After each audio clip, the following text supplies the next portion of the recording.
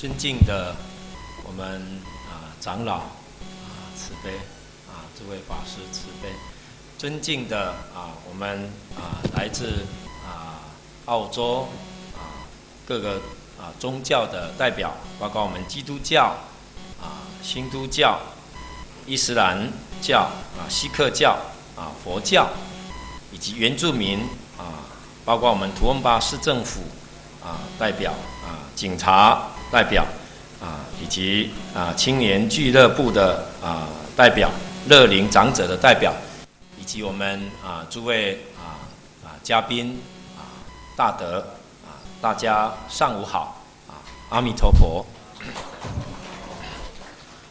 那么今天很抱歉因为我们有一些参与的人士因为堵车到现在来不及到达那我们时间也不能再拖现在我们就务行在这边代表这个澳洲净宗学院那么欢迎大家来参与这个论坛也希望祝福这一次的论坛能够圆满顺利成功那么这一次我们要跟大家介绍的主题那么主要是讲到我们师父提倡的这个教学为先这样才能够团结宗教化解冲突那么这个教学为先呢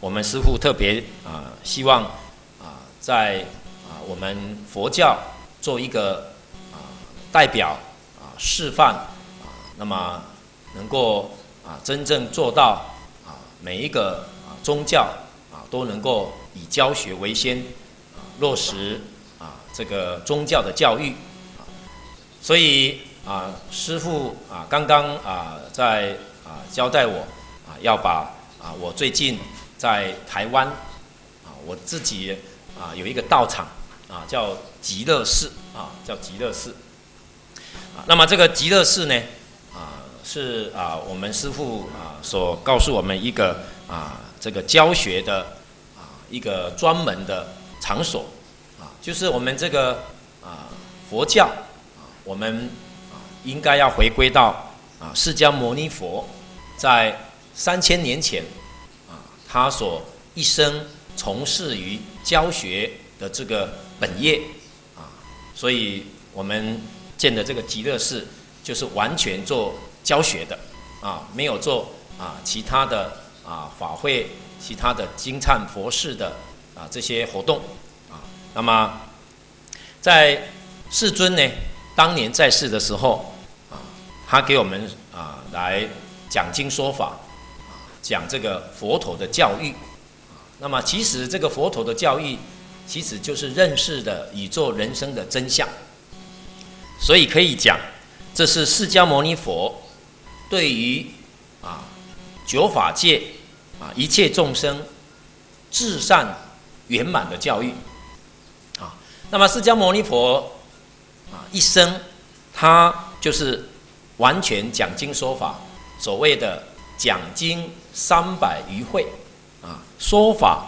教学49年所以一直到他涅槃一生通通都在讲经说法天天在上课所以这也是我们师父一直要提倡回归到真正佛教的面目就是教育那么教育帮助一切众生所谓化导众生能够断恶修善破迷开悟转凡成圣这就是这个教学的主要的目的那么佛陀教育真正如果能够落实那真的我们看到在斯里兰卡你看我们师父非常赞叹的他们这个真正这个国家这个政府很重视教育尤其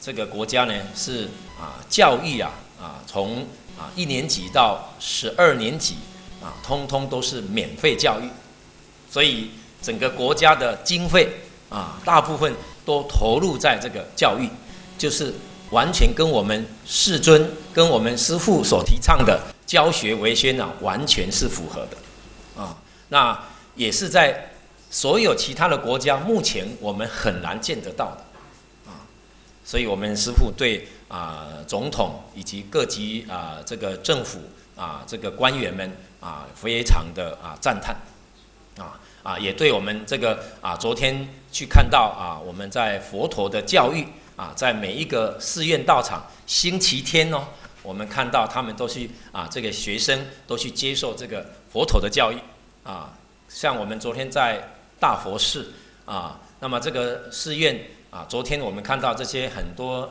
年轻的学生小朋友，他们都是在星期天呢去学习这个佛陀教育那么这个大佛寺的学生听说昨天大概有3200人所以光一个寺院就有3200人，全国的寺院都在做这个佛陀的教育。你想想看这个国家将来就是佛国将来的下一代都接受了至善圆满的教育那么接受的这个教育有什么样的好处呢？我们引用《无量寿经》上有一段话所谓的佛所行处，国益丘聚就是佛陀教化教育所传播所教化的地区这个地方的人民那么能够得到什么呢？这个天下和顺日月清明，风雨已时，灾厉不起，国风民安，兵戈无用就是这个气候我们所谓的风调雨顺国泰民安没有灾难没有冲突没有战争，没有人祸，一切呢都非常的丰足老百姓非常的和乐融融那么这个我们过去都知道斯里兰卡有内战30年那么这个内战呢现在也平息了和解了那么尤其这个我们看现任的总统他真的非常有魄力那么他呢全力的做好这个教育化解了这些冲突让这个国家没有内战能够和平，那么接着发展呢就是让人民富足接下来这个教育跟这个经济它都同时在发展所以这是我们所看到的在斯里兰卡值得我们学习值得我们来效法的地方。那么在透过佛陀的教育的学习这个地方的人民能够崇德兴仁，务修礼让，国无盗贼没有强盗，没有小偷无有冤枉，没有冤枉人的这个事情强不凌弱不会强欺弱各得其所，大家呢真正都真正得到他所得到的他所欢喜他所谓的快乐幸福美满的生活所以这个就是我们佛陀教育所推广的地方真的是我们所谓人人都和乐融融那么天清地灵这个气候好这个国家的环境好那么人民呢都非常的富足安乐这就是我们今天所谓佛陀教育的目标那么怎么样把这个佛陀教育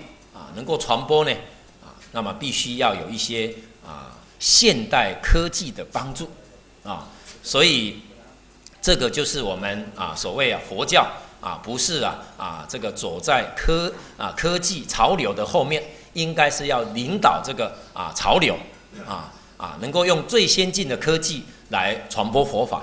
尤其我们师父你看看我们在这里的每一场这个讲演所有的活动都透过的网际网路随时的直播传播到全世界所以我们佛教呢真的我们常说我们宗教也是一样，大家呢都一定要领导这个时代的潮流那么呢真正我们来发展这个全民的教育希望把这个各个宗教能够培养出这个宗教的老师，这个师资这个人才透过这个卫星或者是网络为助缘那么天天的来传播、来讲经说法那么透过这个科技来传送以远程的教学来普及全民来了解学习圣贤这个道德伦理因果的这个教育我相信如果能够真正的落实很快的在1年以内一定会达到社会的安定3年呢一定能够达到和谐的社会所以这是呢我们这个跟大家呢做一个简单的说明，然后呢我们这个道场就是希望能够落实我们师父的这个理想那我现在简单的来说明，因为我们这个道场是在上个月10月28日开幕的。那这个开幕的时候呢我们看到大家呢可以看这个，虽然是中文那我们透过英文呢跟大家说明那么这是我们这个开幕的时候我们有一个匾额那么这个匾额呢上面写的是正法久住是希望这个佛法正法能够长久这个传播这个教化人心在这个世间不会断绝那么这个就是我们在这个道场就是希望佛教这个释迦牟尼佛的教育，那么希望从我们这个道场因为过去我们还没有办法能够找到一个天天讲经、天天教学的道场，现在我们就是落实我们师父的理念，从这个道场来开始做起那么这是这个地下1楼，地下1楼呢，平常我们作为一个斋堂就是用餐吃饭那么如果是有这个大型的活动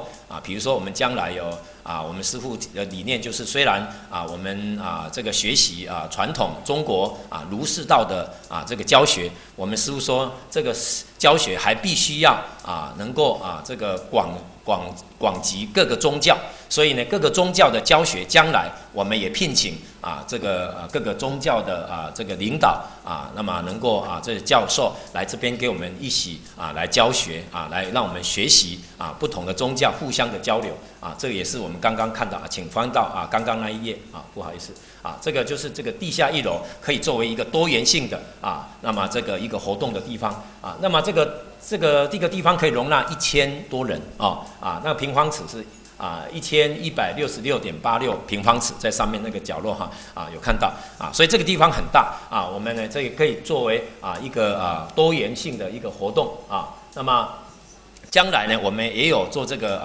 网络电视台希望呢能够把这个教学讲经能够透过这个网络电视台直接的传播希望呢虽然我们是在这个台湾这个地方，这叫台南，但是呢其实应该是全世界马上都可以及时来收看的那么互动的教学。好，接下来看下一个。好，那么这个2楼呢，我们有这个图书馆，还有教室那么这个教室呢，都是有很先进的一些设施那么这是图书馆我们给学生来学习那么还有各个我们中国传统文化所谓的四库全书那么四库会要、大藏经各种这个历代祖师所传留下来的经典那么这个经典呢很丰富当然这是中文的慢慢的我们有一些经典呢，慢慢会找到一些英文的以后呢我们也欢迎我们这个大家呢来参观那么也想要学中文的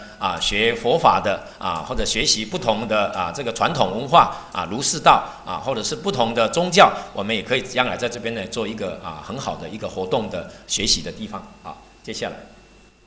那么这是我们的教室这个有这个不同的教室这个有不同的上课的形态那么这个教室呢可以容纳大概40到60个人那么这都是比较我们走这个比较先进的一个学习的一种方式来接下来。好，那么这是有一个会客室这个刚好我们师父这次呢去主持这个道场开幕那这个在会客室给大家这个参考那么我们大概呢这个教室大概总共有7个教室，就跟刚刚看到的7个教室然后呢这是一个会客室那么让老师跟学生在课后也可以有一个进一步的沟通的这个交流。好，接下来那么这个是这个3楼是疗房就是我们所谓的宿舍这个宿舍呢，我们有13间的宿舍那么其中呢有4间是男众男众的疗房那么也有40位男众可以入住女众疗房呢有9间可以容纳70位的女学员入住所以加起来也差不多100多人我们一次的学生可以容纳100多人男众女众那么这个是我们的一个这个学习这个学员的宿舍的一个这个景观的介绍接下来好，那么这个是我们4楼有一个演艺厅，采取阶梯式的那么可容纳350人那么里面呢也都是有这个隔音也可以露营这个我们可以做论坛那可以这个讲座那么也有先进的这个影音的控制后置的录制，可以当场我们把所有的讲演完了，马上可以做成光碟或者是能够传播马上上网直播这些呢都是以最先进的科技那么来做这个教学那么接下来好这一楼呢第5楼这是法师疗房就是我们师父这个住的地方那么他住的地方呢，我们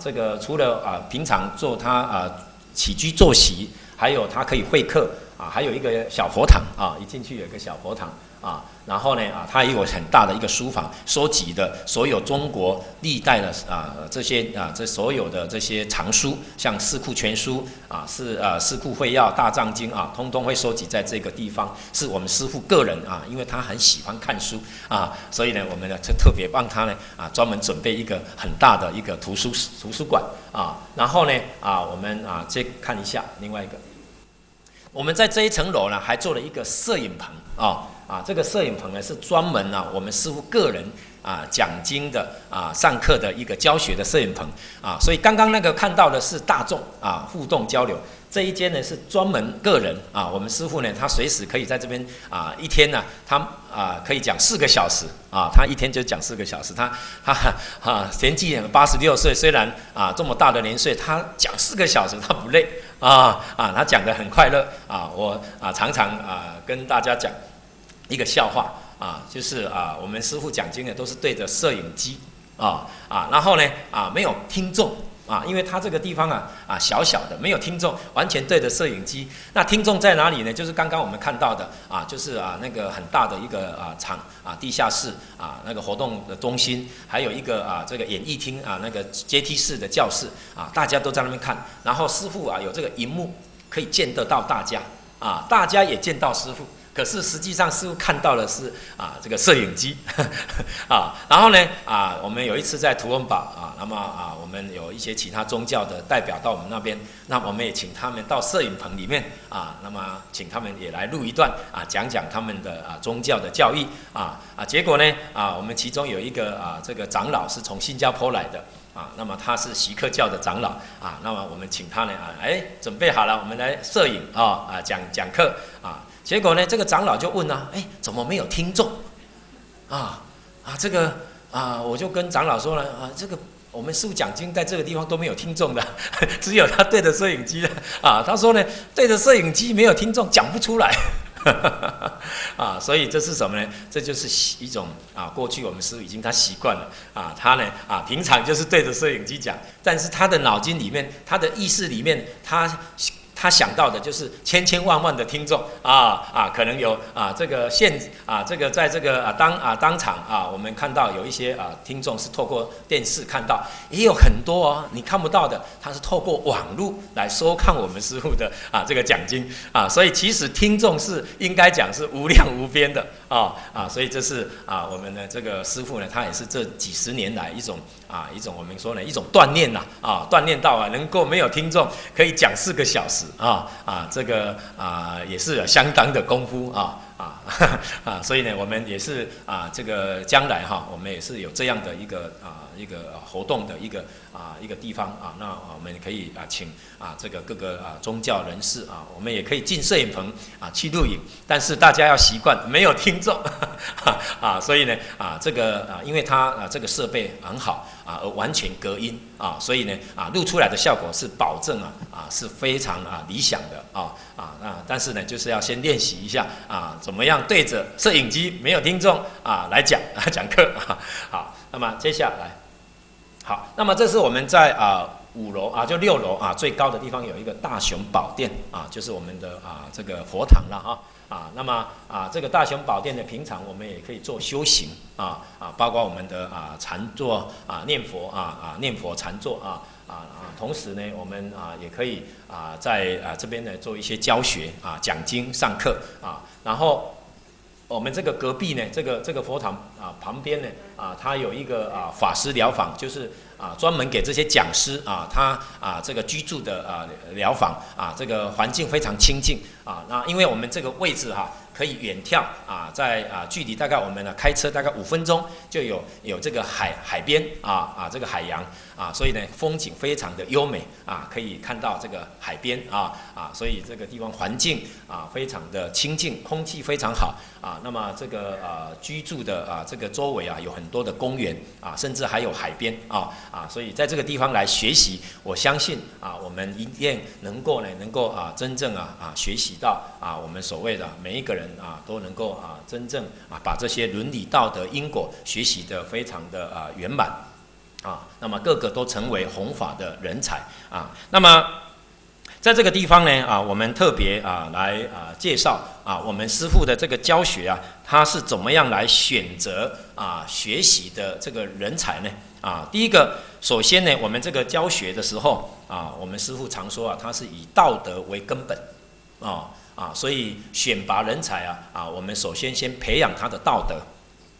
然后呢，这个修学的时候我们是以贵以专就是以专一长时的熏修，一门深入然后呢培养他真正的智慧所以我们这个佛教的学习其实不是学习知识，而是学习智慧所以佛教你看看呢，这个历代的很多修行的高僧很多成就的，他们真正开了智慧，可能呢他不认识字在中国最有名的就是所谓的六祖慧能大师我也跟大家也有谈过。这个六祖慧能大师你看看呢他本身呢是没有读过书，他也不认识字可是呢他开智慧了。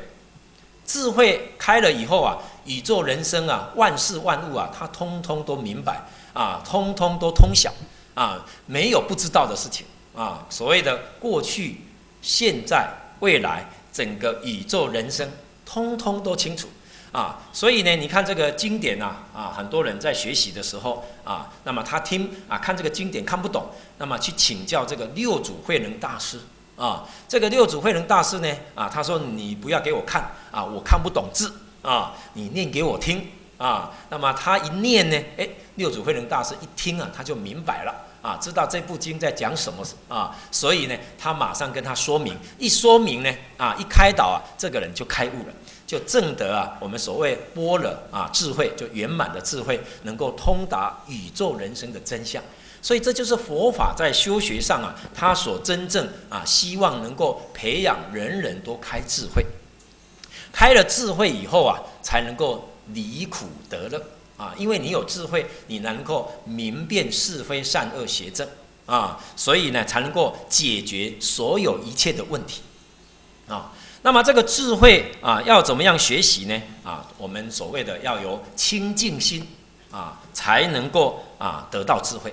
所以你看佛法我们在斯里兰卡也看到这些我们的这个长老们、法师们都教学学习禅定大家要定下心来修禅定这个修禅定的目的呢，就是要开智慧所以如果没有清净心，没有定这个定就是专注专注把心呢专注在一个地方那么这个我们在佛法的学习，就是刚刚说的叫一门深入所以用这个一门深入的方法来培养学生专注的定力将来就能够真正的开智慧所以这个学习就着重在定，着重在清净心然后呢我们要知道这个所谓的知识跟智慧有什么差别呢？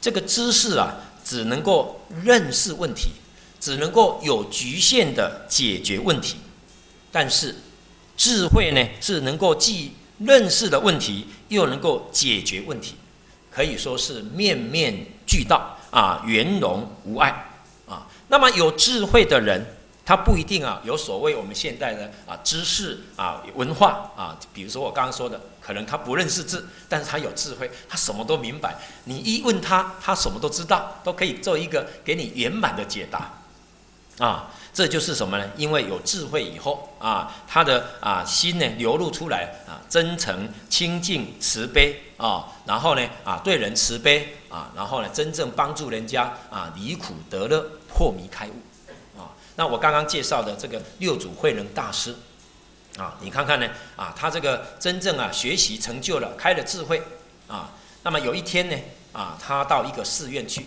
因为那个时候他还没有出家，他还是一个在家人，在家居士那么在一个寺院里面他在听这个一个法师在上课，在讲经他坐在最后面。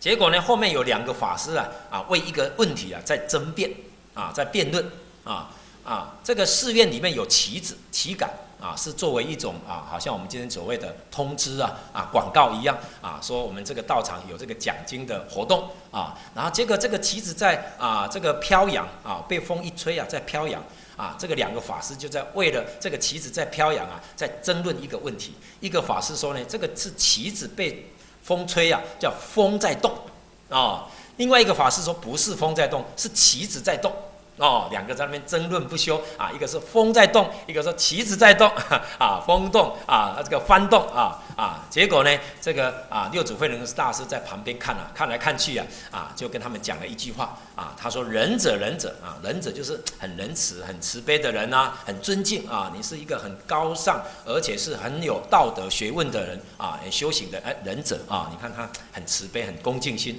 他仁者仁者不是翻动不是这个旗子在动，也不是风在动，是仁者您的心在动所以你的心在动，你的起的分别执着你才会有这个争论所以今天我们就知道外面所有的问题都不是真的问题是我们心的问题所以我们的心呢清净的，我们的心呢真诚、平等、慈悲的，世界的问题就可以化解我们常讲这就是这个心力很重要。所以佛教呢常常强调修行叫做修心今天我们不管怎么修了我们只有反求诸己就是从自己这个反省所以遇到什么问题不要去怪别人不要去这个找外面的这个解决问题，通通回归到自己，是我们自己的问题，我们自己解决了，外面就解决了所以这个教学呢，就是希望能够做到人人能够真正反躬自省，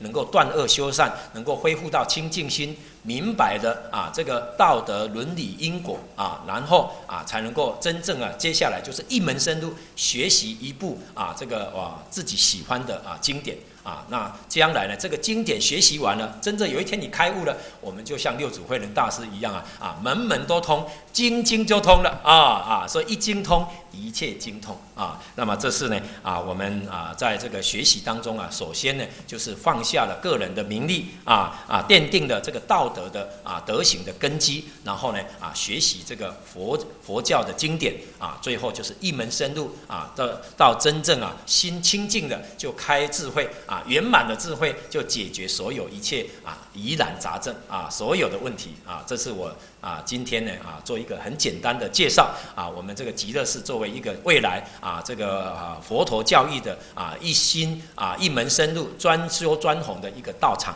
那么也希望呢我们大家诸位长老、诸位这个宗教领导大德这个贵宾们有机会到台湾来参访我们热诚的接待，欢迎大家那么也可以来学习中文如果想要在这边学习中国传统文化，包括古文我们都会开课那么喜欢呢中国传统文化的欢迎到这边来有了这个古文的这个基础，就像一把钥匙，所有的这个中国的这个经典历史这些祖先留下来的这个智慧学问，你通通都能够明白，通通都能够了悟所以这把钥匙也很重要。我们欢迎大家来学习一起来共同来希望把佛陀教育把这个宗教教育把它彻底的落实发展起来希望造成能够全民得到幸福美满快乐天下能够和谐安定世界永久和平我今天呢就报告到这里就最后祝福大家身体健康事事如意那么我们的宗教教育这个佛陀教育能够普遍的来推行来落实大家都能够真正的欢欢喜喜快快乐乐幸福美满谢谢大家，阿弥陀佛。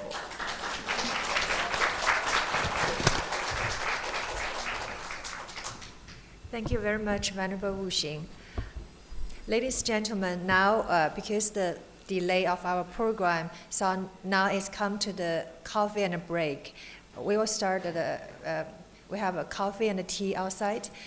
Please take a short break. Please come back at 10:25. 10:25.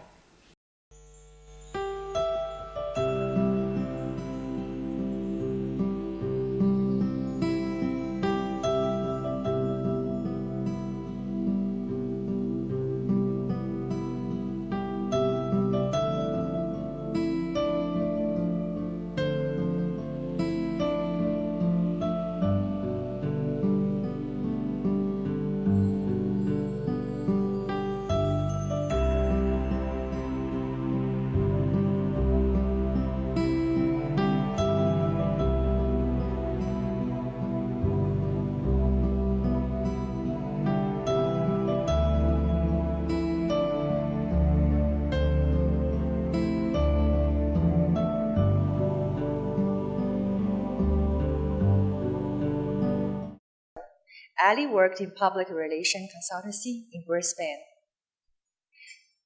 Ali gives considerable time and energy to community organizations, including Cancer Council Queensland, Beyond the Stars Christmas CD, and the Toowoomba Chamber of Commerce and Industry.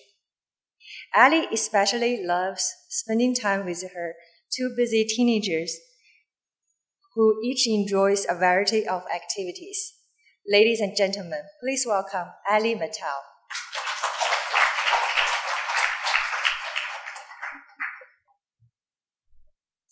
Thank you, Hazel. Venerable Wu Xing, venerables, faith leaders, ladies and gentlemen, it's a very great honour to be here.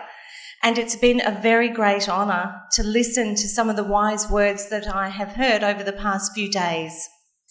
I'm going to begin my presentation today with a story. It's a classic children's story called The Three Little Pigs. But let's see how that story was recently reported by the media.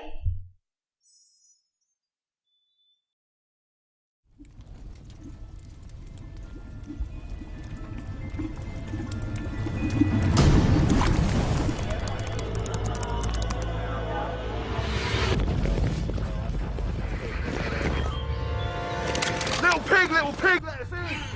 It's the police!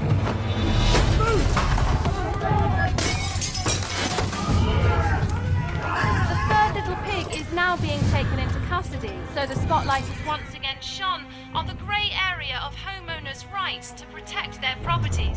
This isn't right. The three little pigs are the victims. Blew down 2 houses. They got what you deserve. But the pigs went too far. You have every right to defend your property.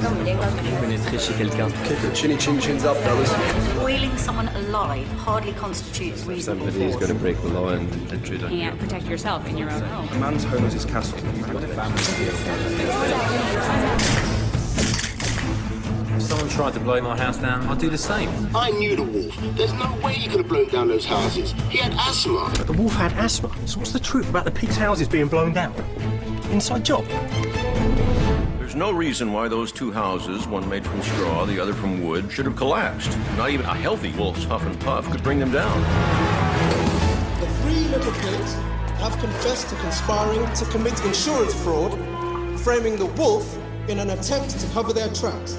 Their motive was financial, as they struggled to keep up with their mortgage repayments. Guilty. I can empathise with the pigs. I'm behind on my payments too. How could this have happened? I've lost everything.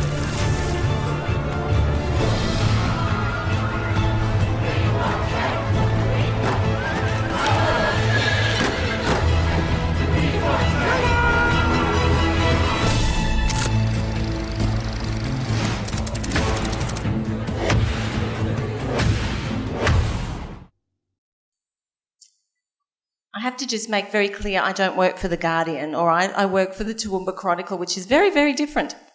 But I think what that DVD, that little video shows is the change of media.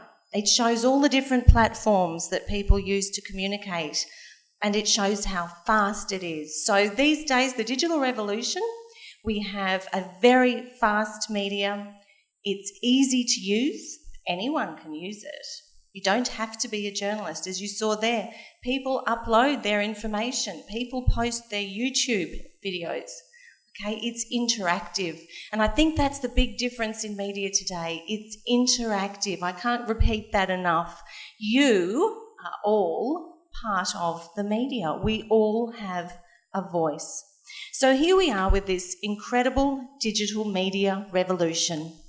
It's everything we ever wanted from our media. On the one hand, we want world peace and tolerance. On the other hand, we have this fantastic digital media. What's going on? Why isn't this all just falling into place for us? I guess it's because I need to change slides.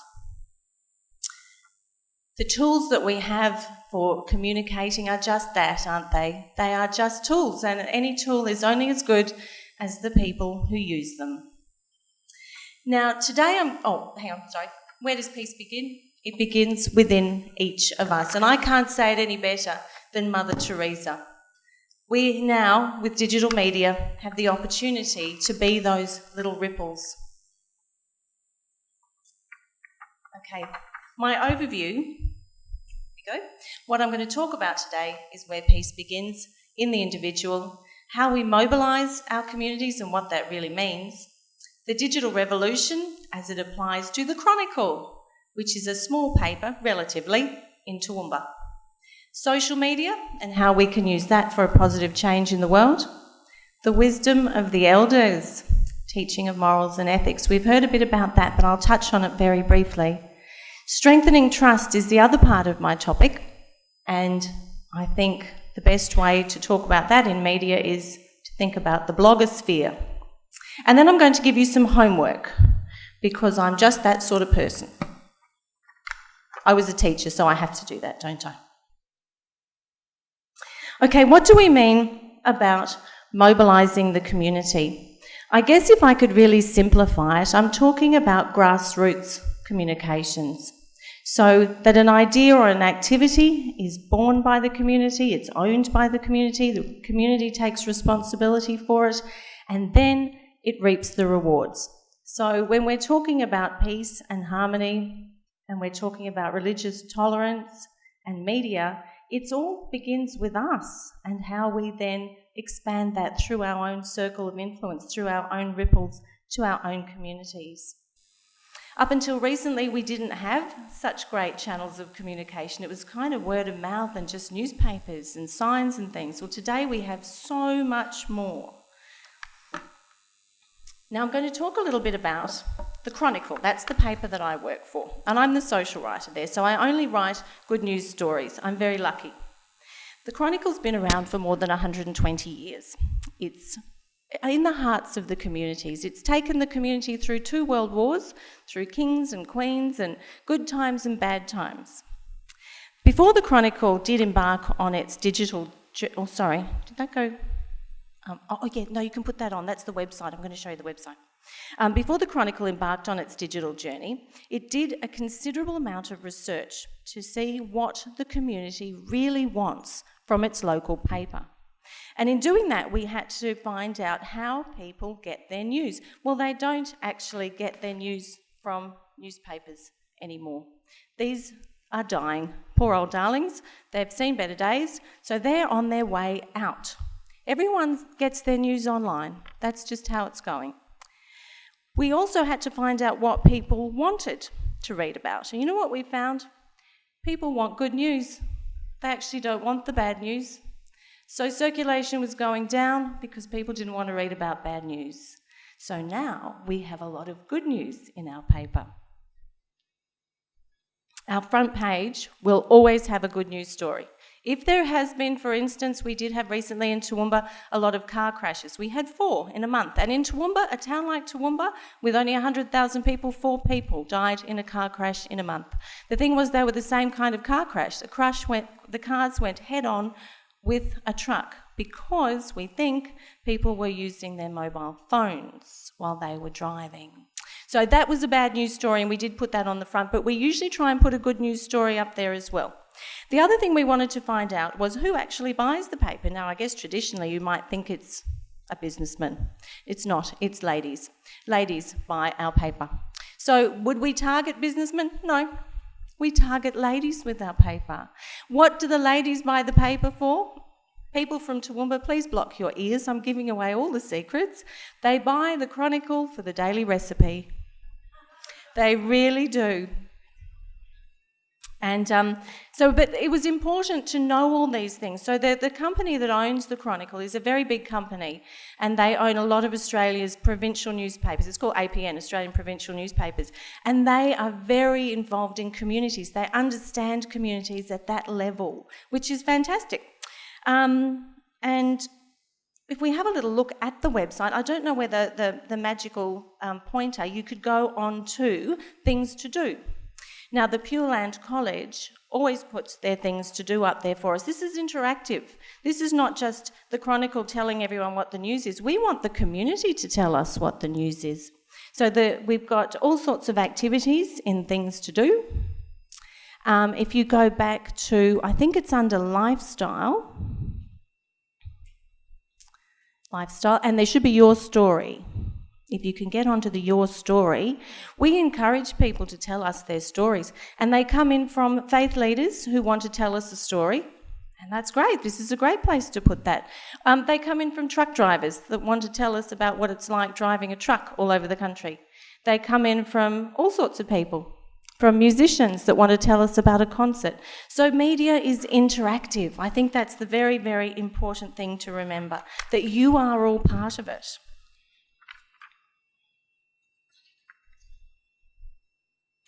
We might go to the next slide if that's all right.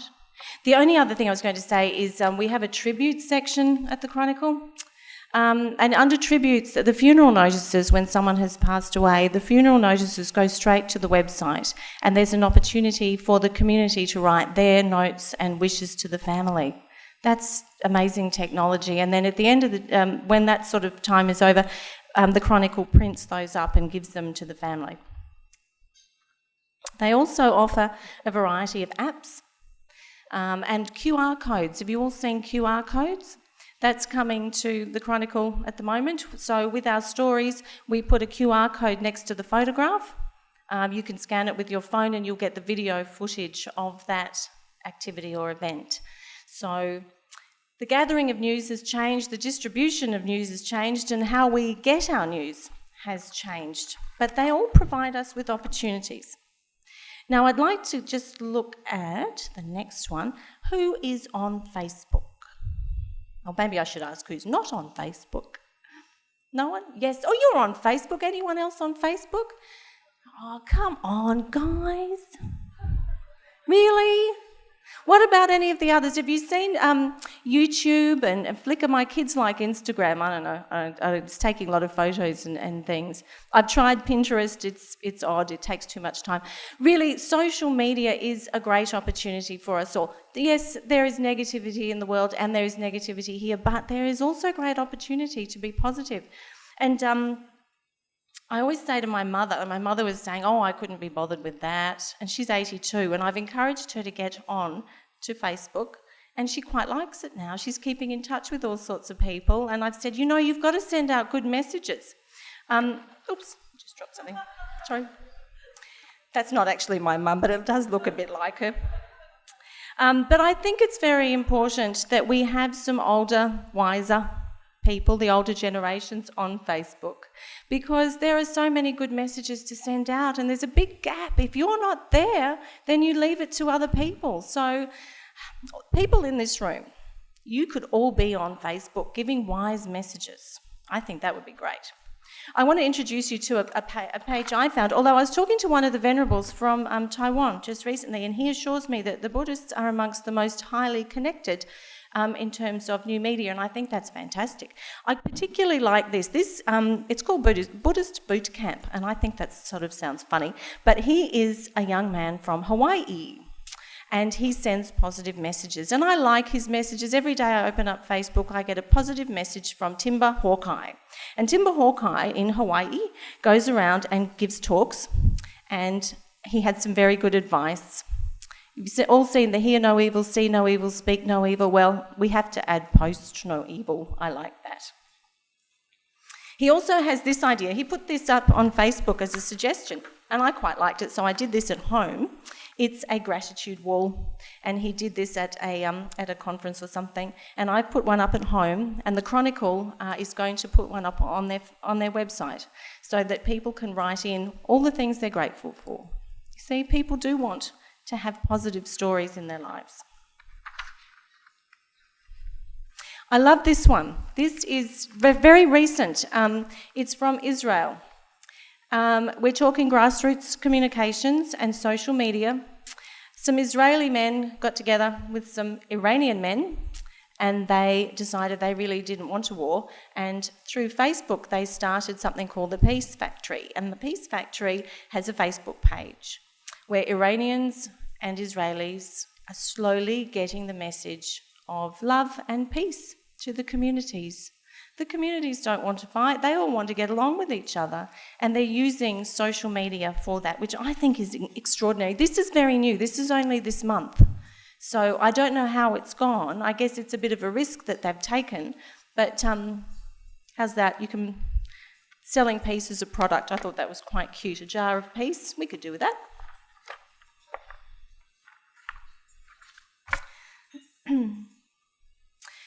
We've heard a lot about the teaching of morals and ethics, and it's so important to bring that into our social media. Sometimes I think we all should have a license to have a Facebook page.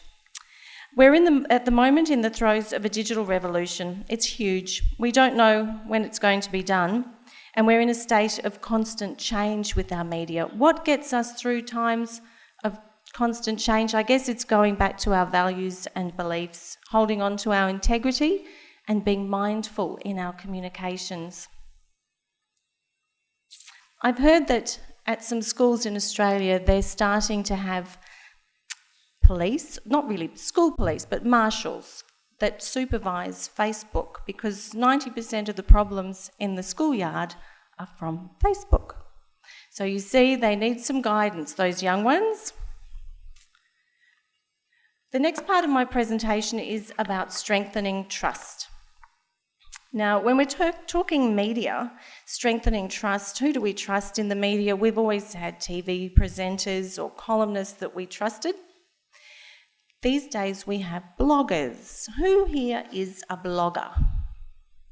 Oh, I'm going to have to give you a lot of homework before you go, because blogging is, it's fantastic actually. There are so many blogs in the world and so many people interacting with bloggers. We need to know who you are, and maybe we could share a list of your bloggers, because it's so important to share your wisdom. We need to know who you are, what your opinions are in a blog. Bloggers are influential. They're making a difference. They're real people and they share their stories and you can interact with them. I think that's the important thing. They're like modern day journalists. Everyone is a writer. Everyone is a journalist, really. You have an opportunity now to have a voice through your blogs. And blogging is how Israel and Iran started their little program for I Love Israel, I Love Iran. One's Israeli, one's Iranian, and they started a blog together. And they called it the Peace Factory. And Ronnie said, once you see your enemy as a human being similar to yourself and understand he doesn't hate you, as years of propaganda succeed to make you believe, you can never go back to blind hate. Then you can start to know each other and you'll be ready for peace. I thought that was incredible and incredibly brave coming from him. It's your homework. You can think of it as homework, or maybe you can think of it as a secret mission. It would be nice for you to go and have a look at Facebook if you've never done that. To have a look at the media and the websites like The Chronicle, like The Guardian, and see where you can interact. Look at your own media.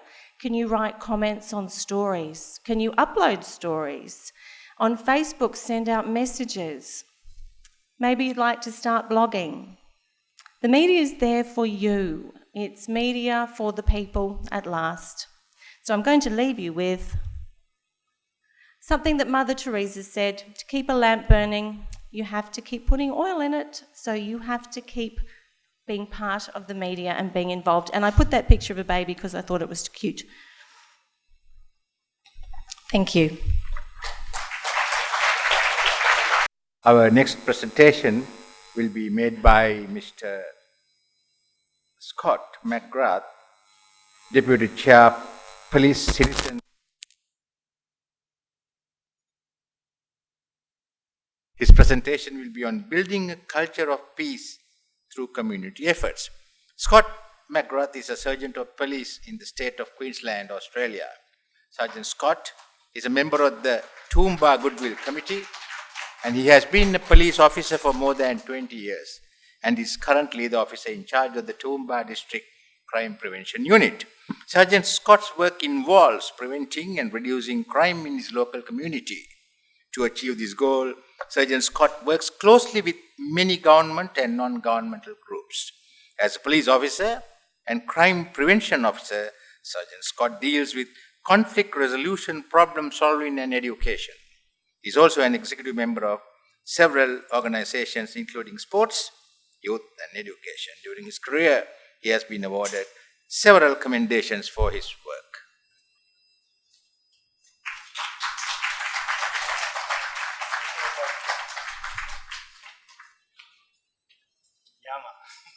Yama is an Aboriginal word for hello as well.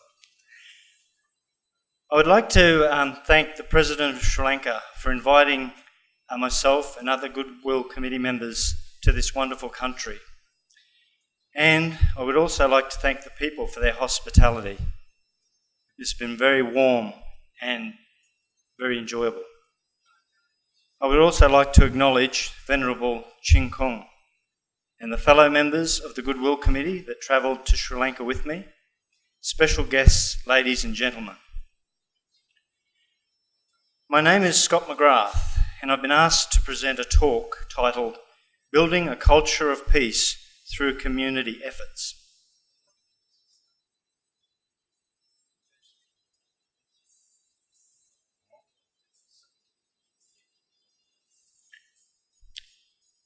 Okay, so Scott McGrath.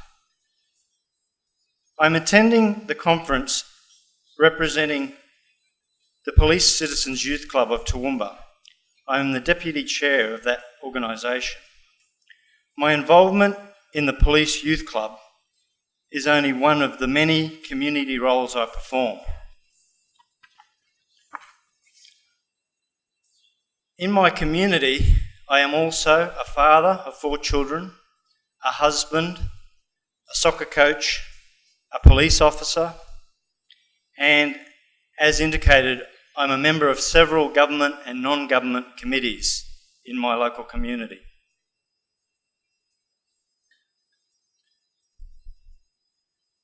I live in a place called Toowoomba, Queensland, Australia, a community with roughly 100,000 people. Toowoomba is a rural inland city and it's located on top of a range called the Great Dividing Range, and it's approximately, give or take, 100 kilometres west of Brisbane. The people of Toowoomba come from many different cultures and religious backgrounds. I'd like to now show a short film which just depicts a little bit about Toowoomba.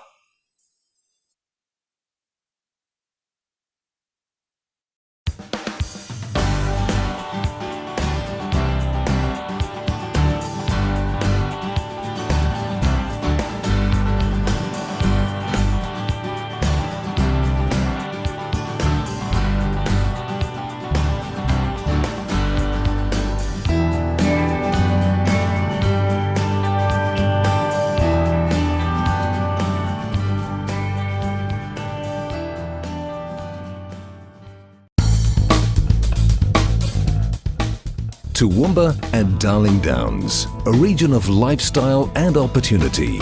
A vibrant and progressive region boasting prosperity, a strong economy and quality facilities.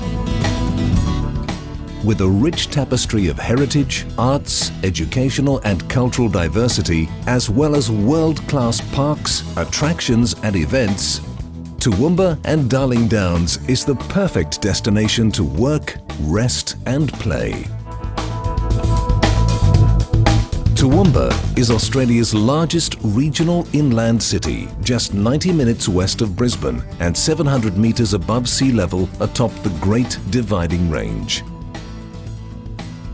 With a population of over 150,000 people, Toowoomba is the gateway to both the productive agricultural heart of the Darling Downs as well as the resource-rich Surat Basin Energy Precinct.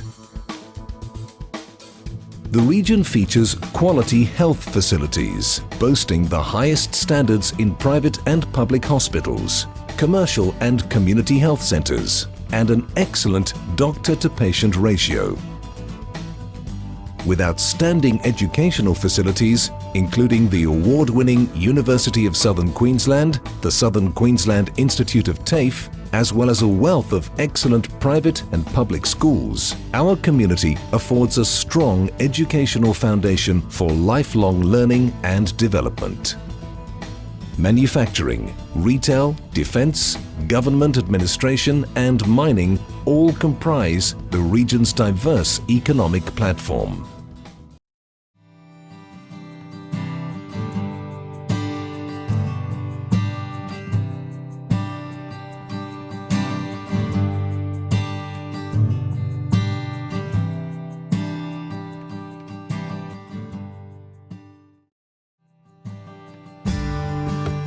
Toowoomba and Darling Downs offers the contrasts of the seasons, the colours, the character and the moods of the countryside, a taste of history, the flavours of fresh farm produce and the release from big city pressures to enjoy country pleasures. There is plenty for the nature enthusiast. Explore abundant parks and majestic bushwalking trails that offer stunning views of the Lockyer Valley. Or take a stroll through the world-famous Japanese gardens and the State Rose Garden. Truly nature at its best.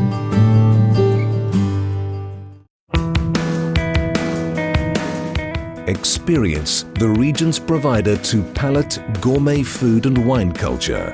From the finest 5-star culinary delights to a hearty traditional pub meal, the region offers infinite possibilities to tickle your taste buds. Toowoomba and Darling Downs also offers a diverse range of employment opportunities and boasts a wide variety of housing options, from prestige inner-city living to affordable acreage properties, all within an easy drive of a major regional city. The region exudes the best of both worlds, a lifestyle in harmony with nature and cultural diversity, coupled with an ever-growing metropolitan standard of services and facilities.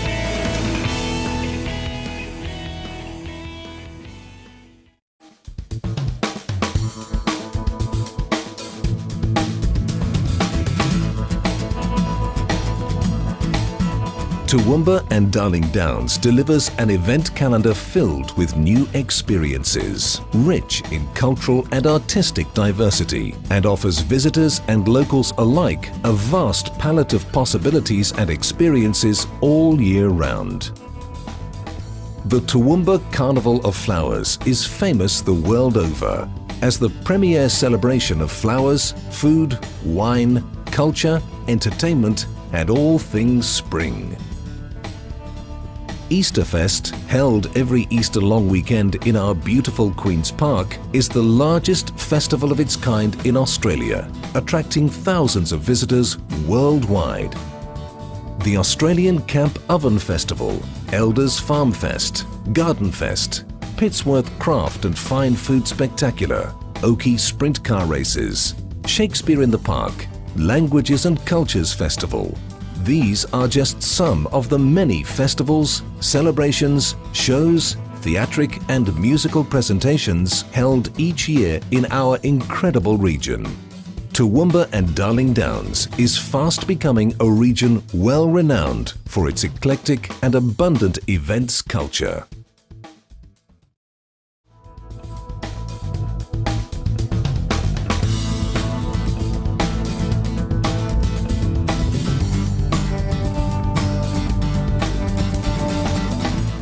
Toowoomba and Darling Downs features a broad range of industries and businesses, ensuring the region's economic stability with a strong annual population growth and an unemployment rate lower than both the state and national average.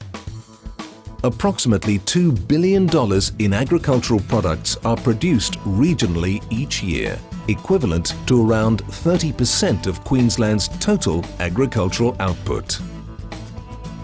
Our rich, fertile soils and idyllic climate are the perfect balance for a diverse range of agricultural enterprises, including beef, wool, grain, cotton, horticulture, cropping and viticulture. And because of this solid backbone, a strong food manufacturing and processing sector has emerged as a significant generator of local employment. Meat products, nuts, wheat, grain, olives, grapes, vegetables, fruit, wine and ice cream production industries have all flourished in the region, and that's just for starters. The rapidly expanding energy sector in the Surat Basin is building and strengthening our economic profile, with its rich natural assets driving new investment in coal, power generation, transport, telecommunications and infrastructure. Couple this with our already established transportation hub, our research facilities and resource development, and you've got a vibrant region that's dynamic yet functional and accessible.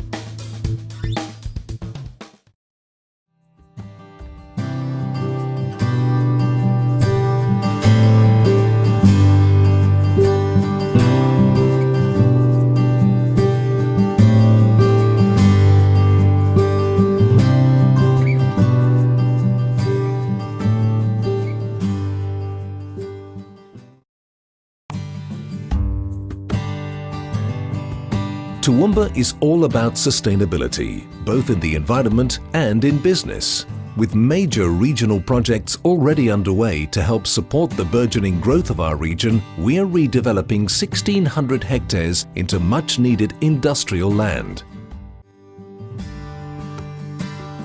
Local and state governments have joined forces to overcome water issues with the construction of a 38-kilometre pipeline from Wivenhoe to Cressbrook Dam, capable of delivering 14,002,000 megalitres per year. And business investment continues to flow into the Surat Basin Energy Precinct, which is predicted to become Australia's largest energy province by 2011. The region is indeed flourishing, with bright prospects for cultural and economic growth.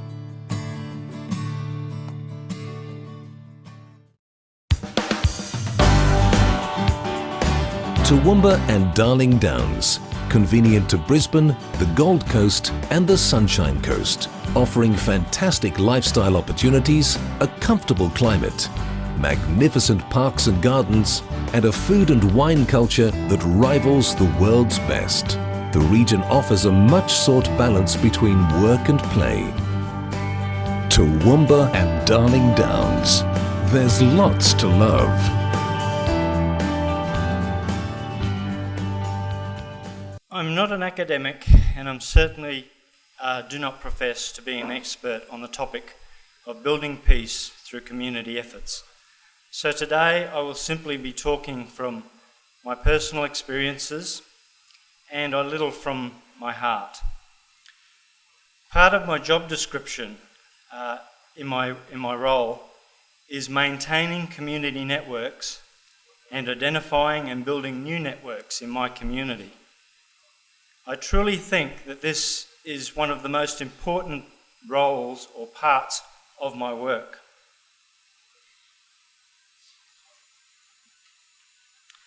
There is a saying, sometimes it's not what you know, it's who you know. To me, this is a definition of networking or connecting. Networking with various government and non-government organisations allows me to see the broad range of social programs that operate within Toowoomba.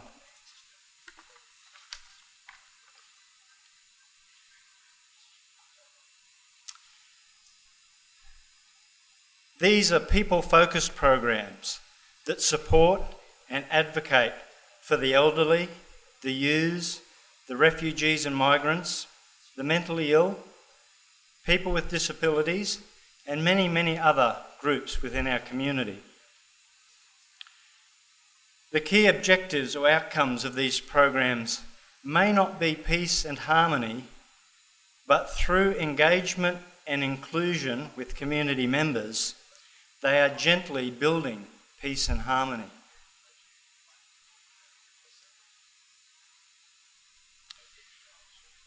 We can think about peace and talk about peace, but we need programs or activities that build and promote peace.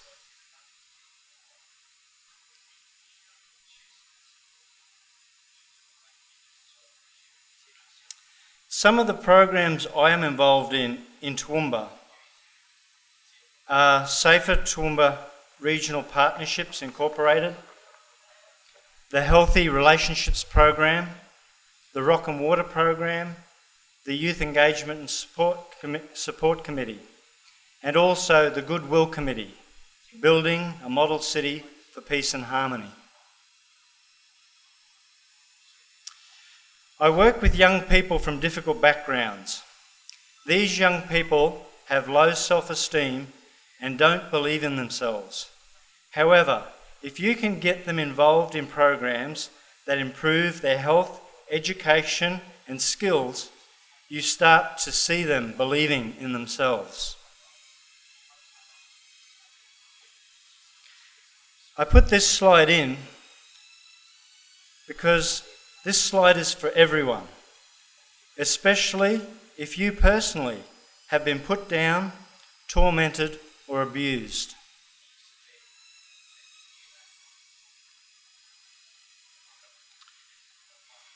One of the hardest things to do with the young people that I work with is starting a relationship. These young people have learnt to be cautious and they're quite sceptical about relationships. We try to lure these young people in to work with us.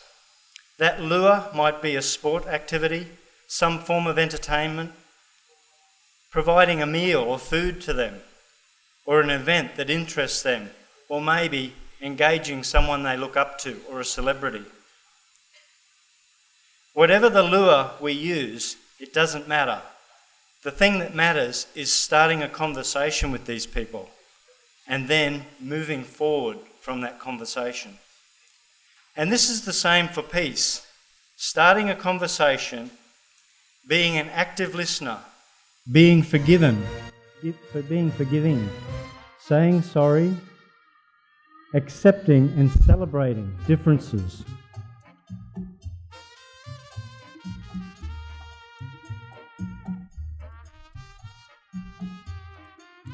There is only one way I know that I can definitely contribute to building a culture of peace. And that way is personally being the best person I can be. Being kind, forgiving, generous, honest, and also showing leadership in my community. Then my children, my neighbour, my community can learn from me.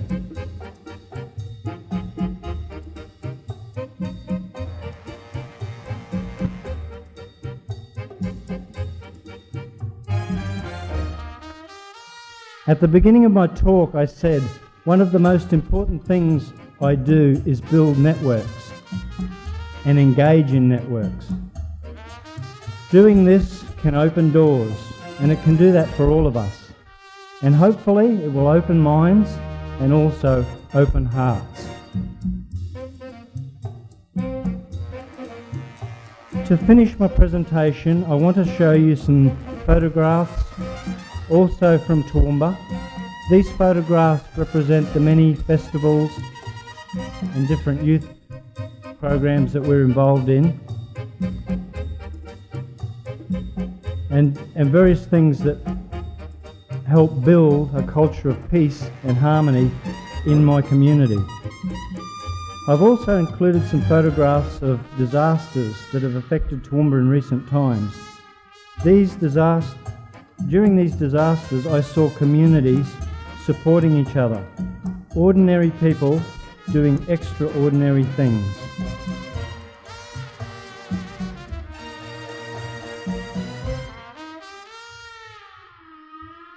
So these are the floods of Toowoomba in 2011.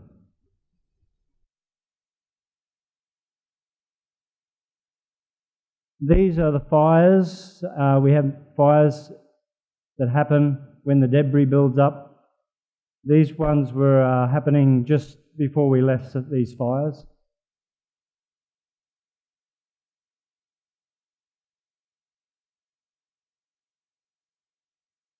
Storms.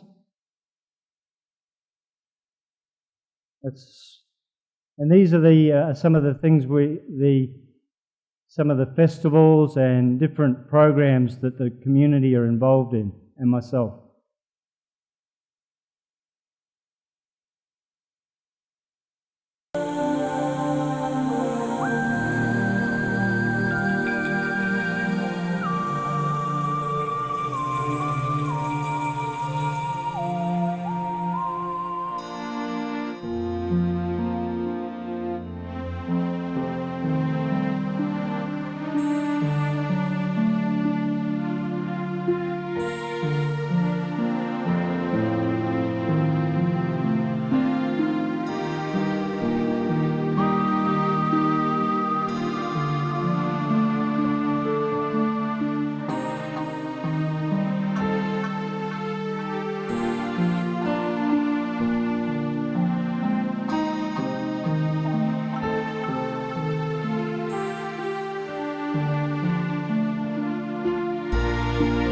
I would like to acknowledge all people who have a vision and a passion, wherever they be in the world, that have that passion to build peace and harmony.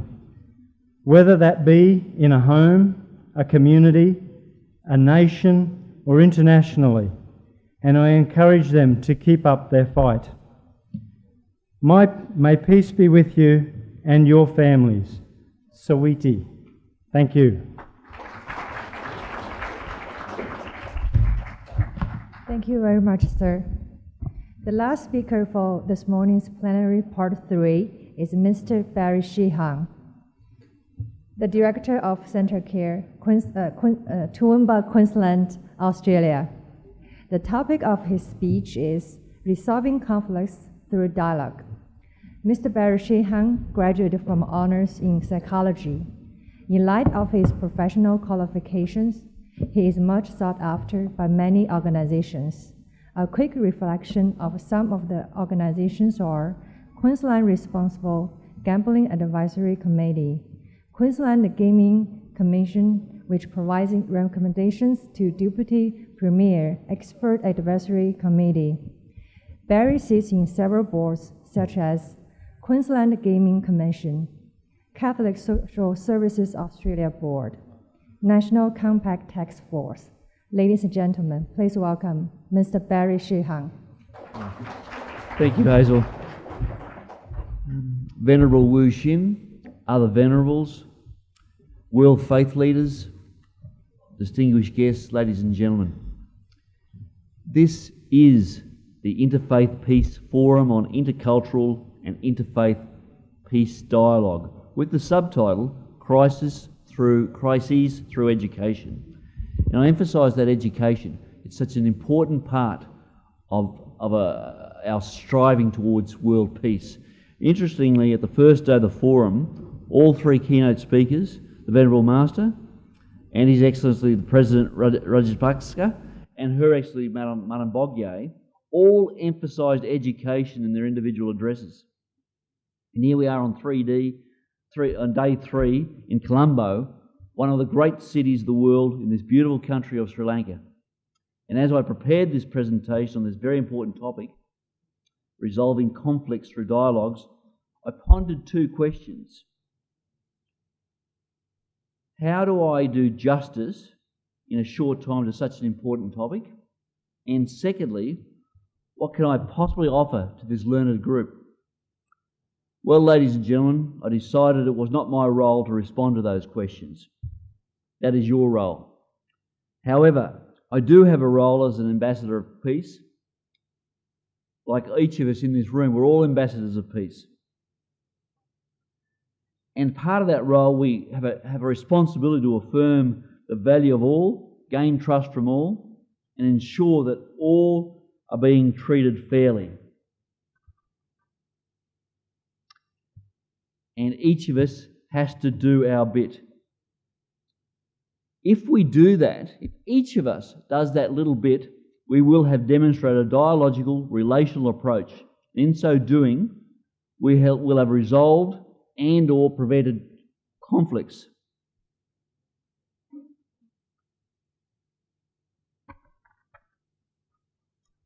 Good morning to everyone, and thank you for the opportunity to share with you and maybe even to dialogue with you on a topic that is not only dear to my heart, but I know is important to everyone in this room. Whilst I suspect I may be preaching to the converted, my hope is that this brief presentation will provide you with a taste for further comprehensive presentations and workshops in this area. Don't hesitate to dialogue with each other during the breaks and over the course of the forum. And certainly if you're in Australia, look me up and look up my Toowoomba colleagues too. And if we're in your country again, we'll look you up.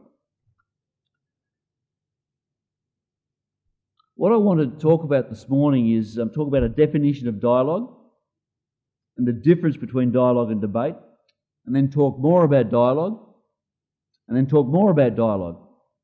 And if time permits, talk more about dialogue. It's probably a good idea at this point in time to just share with you a couple of hats that I wear. The first one is the Caritas hat. This hat is the Caritas International hat. I work for a Catholic agency called Centrecare, whose international cousin is Caritas. Caritas provides a range of domestic and international social services and aid services. The word Caritas means love. And if you take away one thing from this presentation is this: if every one of us uses dialogue, the world has an opportunity to be a world of love, which in turn becomes a place of serene people. And we can all wear this hat, free and serene in 2013. I considered making it free and serene in 2012, but I thought we still have some work to do. So maybe serene and free in 2013 is achievable. And if we get that, we will have achieved a world of no poverty and no violence, and a world of dialogue.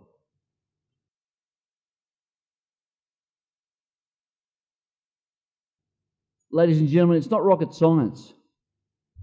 If we dialogue, we'll have an understanding of self and each other, and we will have a world of peace and harmony, a world where conflicts are indeed resolved using dialogue.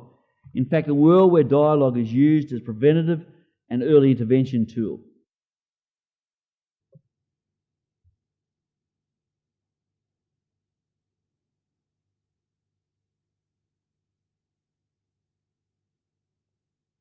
It's not just about giving presentations on resolving conflict through dialogue, it's about educating educators. This is about an educational culture shift. There's an old saying, if you give a person a fish, you feed him or her for a day. If you teach that person to fish, you feed him or her for life. In other words, let's not only teach people about resolving conflict through dialogue, but let's teach people to teach others. What we want to do is develop a dialogic mindset and create a space where it is okay to have multiple complex, conflicting views. Let's create a world that allows for personal reflection, engaging in dialogue with others, and shaping a commitment to transforming conflicted conversations. Each of us can contribute.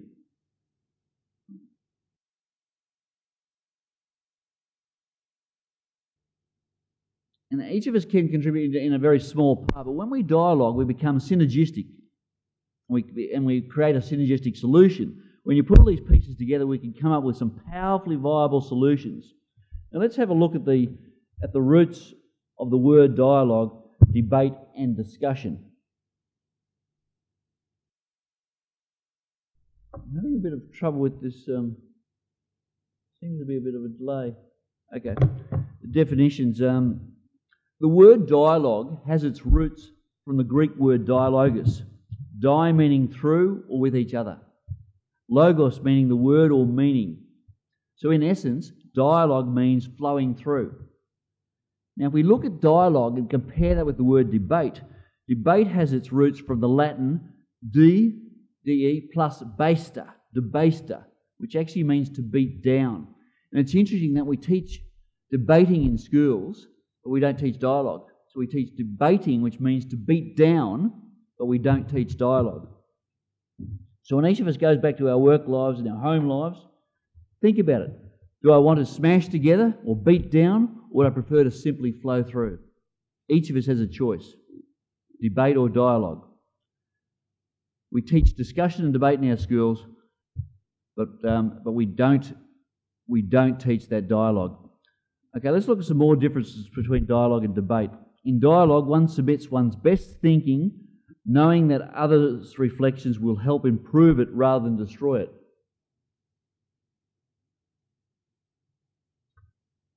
In debate, one submits one's best thinking to defend it against the challenger, to show that it is right. So in dialogue, we're talking about offering something so others' reflections could actually improve it. In debate, you're actually defending your own position. Big difference.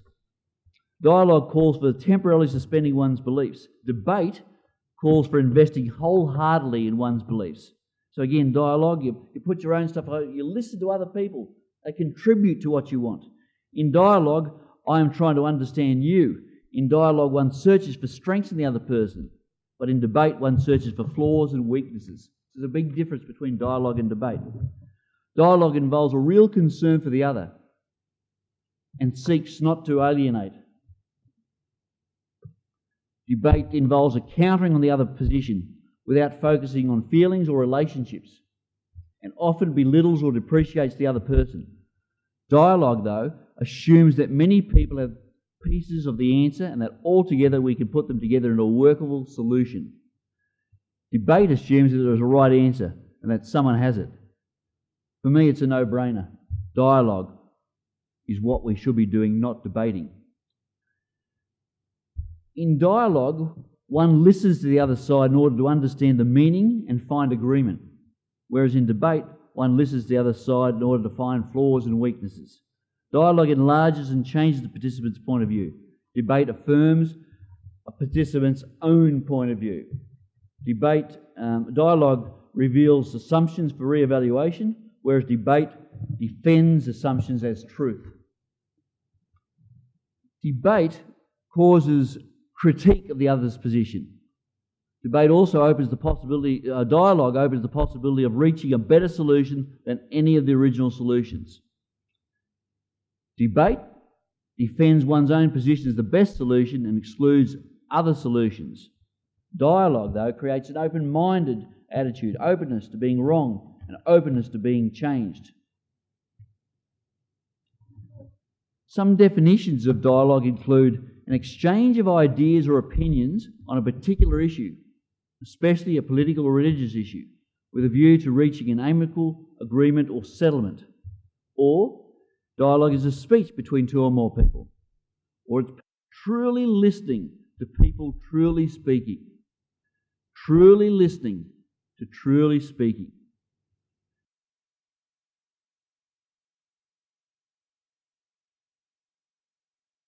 Some of the reasons why we should have dialogue is to build knowledge and promote knowledge retention, to present and promote consideration of alternative perspectives, to reduce prejudice by examining similarities of experience and in so doing speaking through the surface tension created by difference.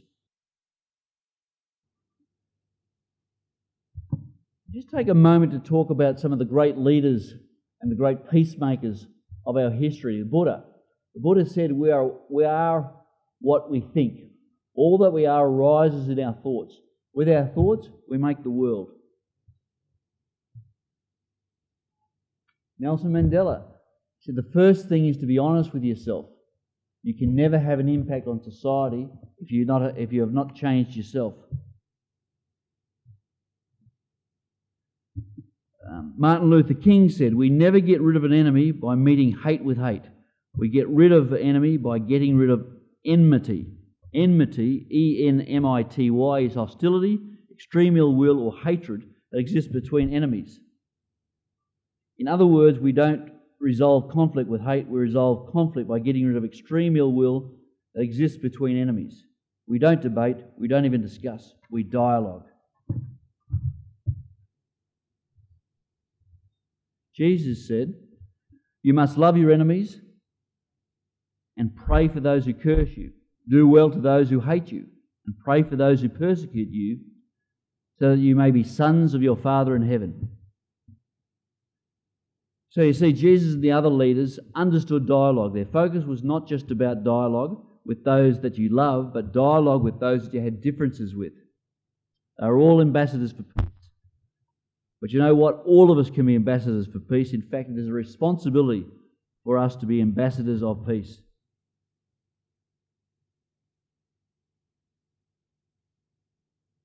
Mahatma Gandhi said, when I despair, I remember that all through history, the ways of truth and love have always won.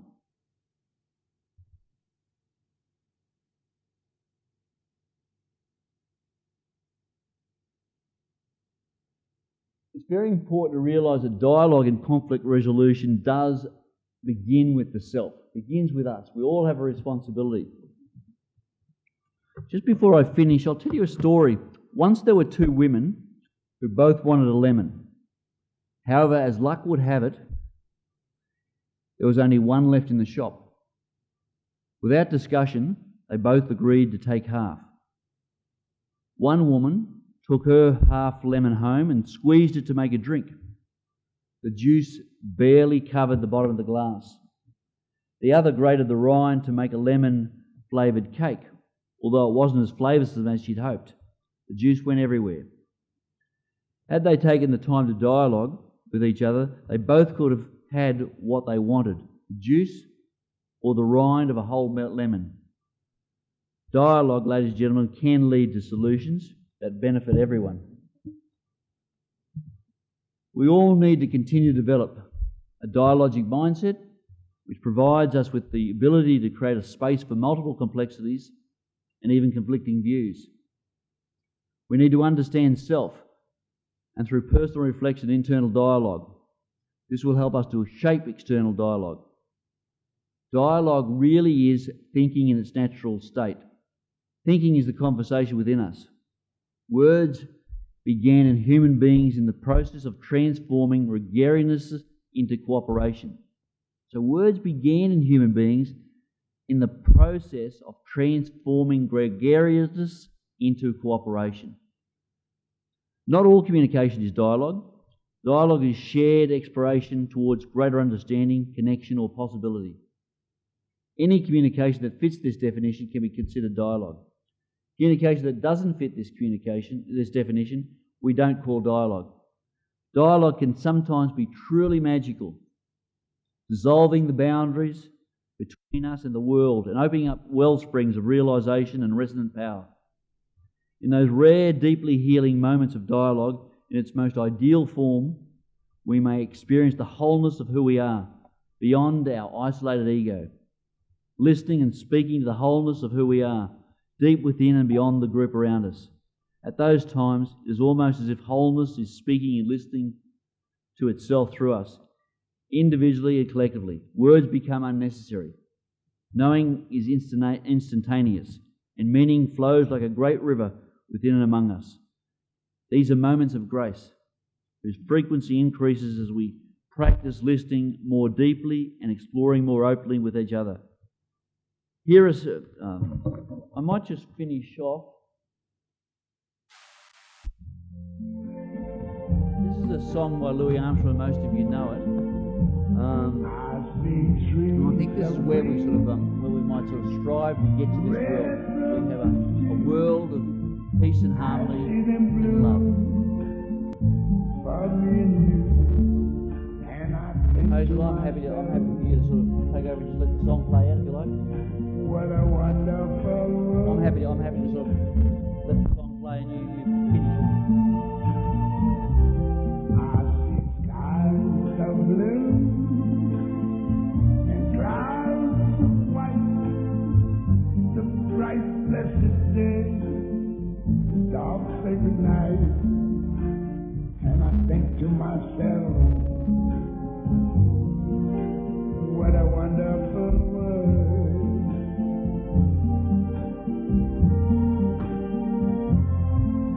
The colors of the rainbow. Thank you very much for your presentation. Are also on the faces of people going by. We're going to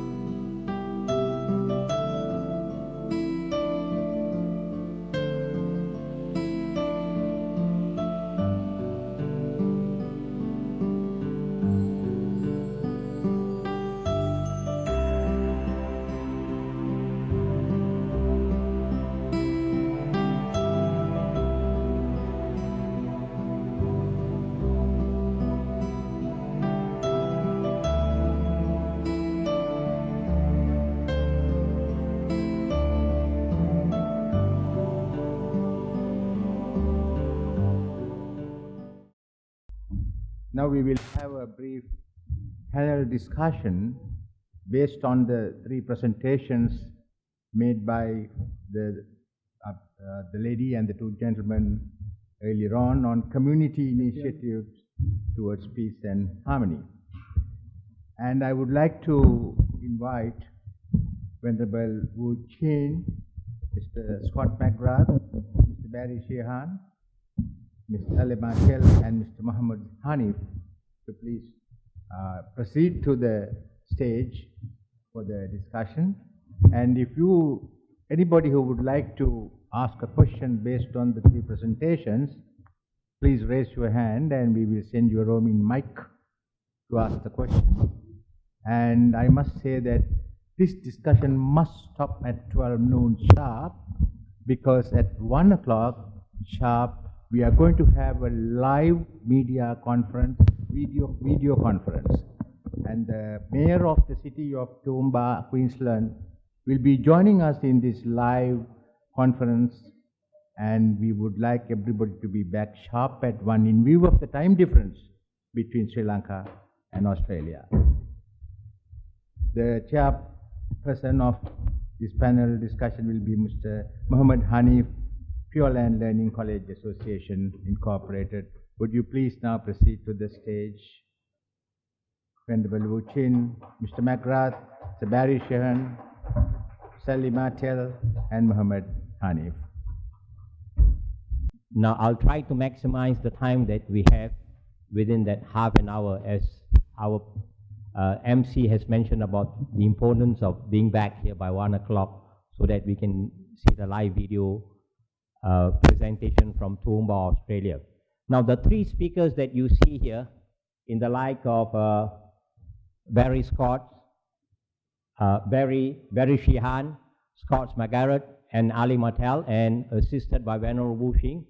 Now, they have gone through this program with us, and they have covered certain aspects of the value of dialogues, and also the power of the social media, as well as we talk about mobilizing community.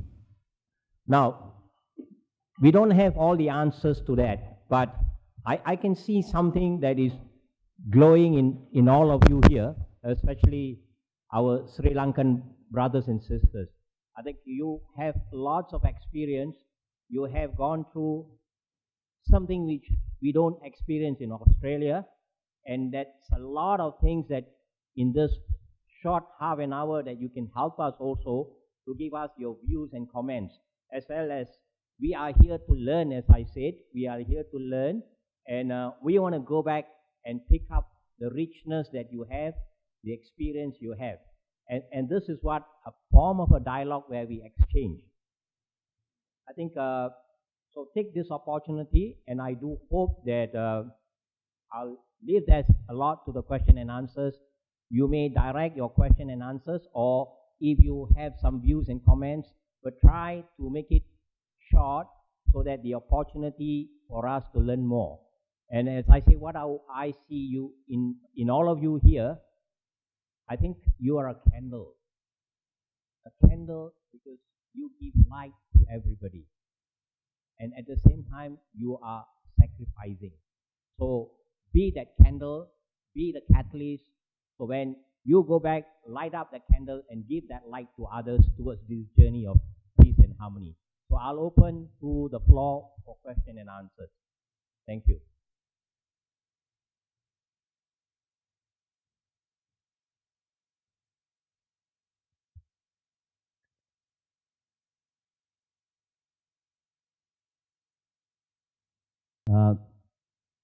So I'll kick off the questions. They may be a bit shy. I'm also from Toowoomba, from the Goodwill Committee, and I work closely with the people on the stage. But I just wanted to ask Ali, I haven't had much to do with Ali other than conversations on the flight or at the airport or in the bus. Your expertise is in social media and that. And as we all know, Facebook is quite a massive way to spread, because I'm getting messages from my kids now on Facebook. The question I have, Ali, is how do we, as a community in Toowoomba and around the world, encourage younger people to understand and be a part more of multi-faith, multicultural dialogue, and how we can encourage them through media, make it more funky, more sexy, groovy, Gangnam style?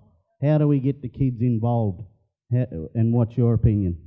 I think it's a really good question. Thank you, Tim. Oh, kids are a funny lot, aren't they? They're a bit fickle and follow fashions and fads and so on.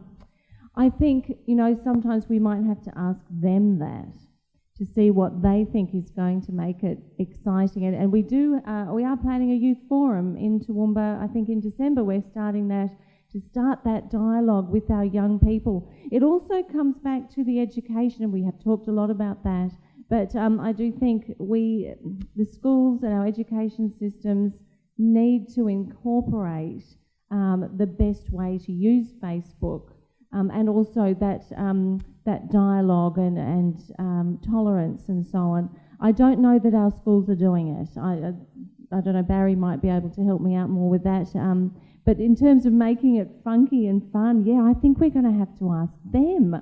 They change every few minutes on what's funky and fun in fashion, and we might have to be a bit understanding in order to get them in. You know, we might have to dangle a carrot or a lolly for them and bring them in, and I think we can do that.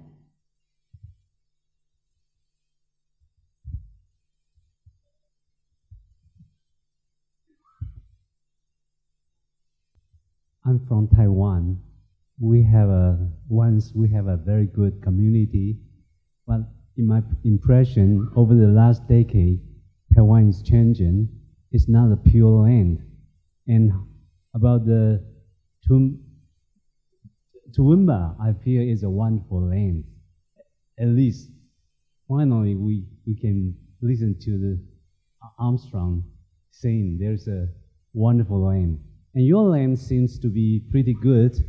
What we'd like to know is one of the media, from the people from media, and also a police office, and also someone working for the whole community. We would like to know what is a way to try to initiate the community go to the right land. And I think in my country there are too many logo jargon and try to bring people all together, but so many people has different kind of opinion. I noticed one of the keywords in your talk, you try to replace debate with a discussion without any bias. So that might be one of the steps to help people. And today we have the chance to review the multi-faith peace according to different background of the language or religion. But we would like to know what kind of activity you have initiated. Thank you.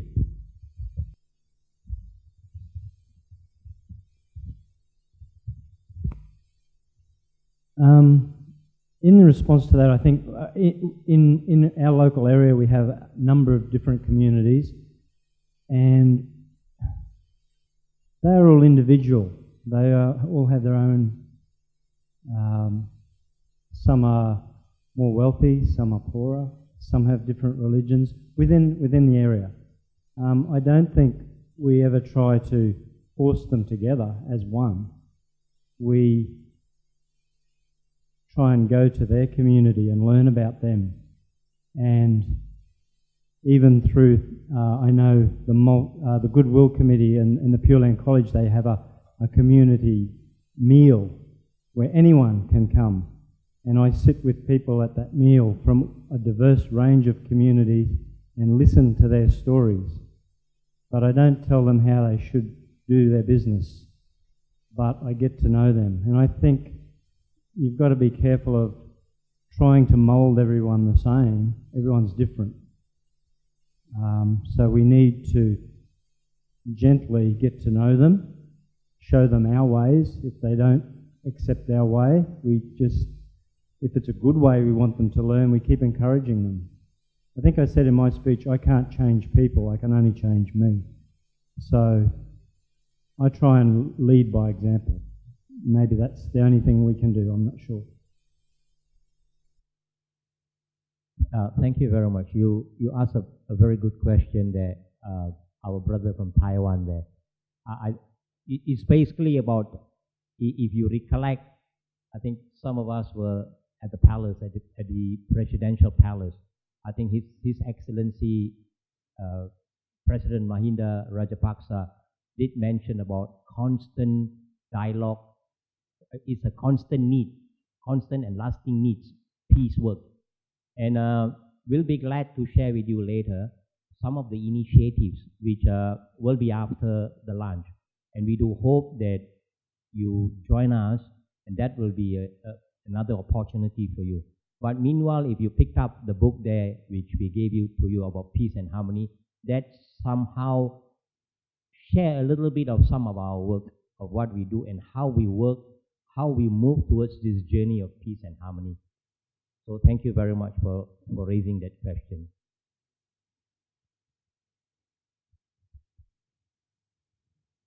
Yeah, I just want to add an excellent question, and thank you for the question. One of the things I think that's happened in Toowoomba, I grew up in Toowoomba in the 60s and 70s, and I think one of the things that changed and is changing in this community is that we're becoming so much more diverse, so much more multicultural, and accepting that diversity.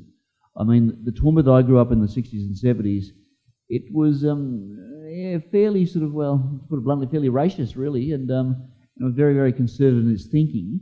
But the Toowoomba that we see now is becoming much more open, much more diverse, and I think it's a lot to do with a diverse range of sort of different cultures, different peoples. And when Mr. Hanif when I first met Mr. Hanif, and he said to me that the master's sort of goal was to make Toowoomba a city of peace and harmony, I said to Hanif that I think you should have started somewhere easier. Now, having said that, I think that we have moved a lot further, and I think it's a wonderful opportunity. And as I say, I think that the big sort of thing about Toowoomba is we're accepting diversity, accepting sort of accepting different peoples. I think it's also because we have organized a lot of programs as well as lectures to understand people of different religions. And we have that every Saturday. People of different faith come to the Pure Land Learning College Association to give talks on their own faith. And we go to meet them as well. So that's how we understand each other as well. My question is concerning the dialogue. One speaker talked about the value of how you use dialogue to build peace or to conflict resolution. In my understanding, the dialogue, the phenomenon of dialogue faces two issues. One is dialogues is used, whether dialogue is used to influence the other person or to convert the other person to my position. So this is a sort of perennial issue inherited with the dialogue.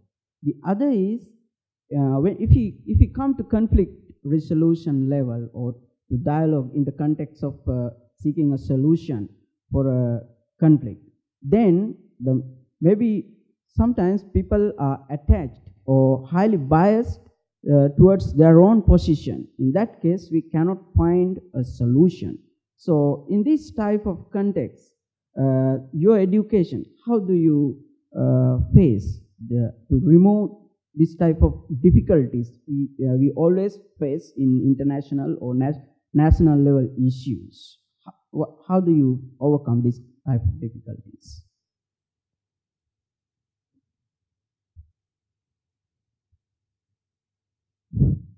Where are you, Sayed? I can't see you. It's not Sayed. I thought it was. Thank you for the question. Look, I think it starts with self. Like, if you look at the difference between dialogue and debate, debate is one is defending one's own beliefs at all costs. Where dialogue, I'm saying, hey, there's an opportunity for you to add to my sort of belief system, to add value to it, to improve it, to enhance it, and so forth. So I think it needs to start with ourselves. We all need to be, if I am open to dialogue and open to sort of you sort of adding value to my own belief system, then we've got an opportunity. If every single person did that, then the world would change. I mean, but really we only got to start with ourselves. If I start with me and you start with you, someone else starts with him or her, then we've got a chance. But the bottom line is, it's got to start with self. And if every one of us just focused on dialogue rather than debate, rather than discussion, I think we would have a different world.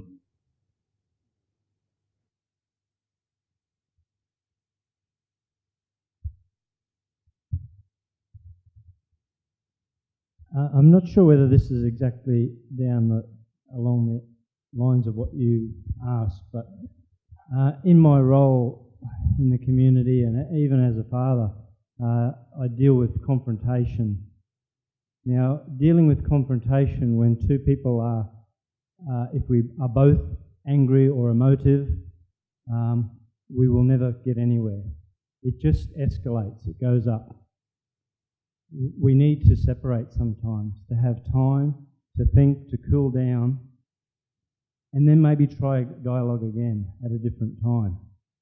So we will encounter people that always go upwards. They don't want to dialogue at that level.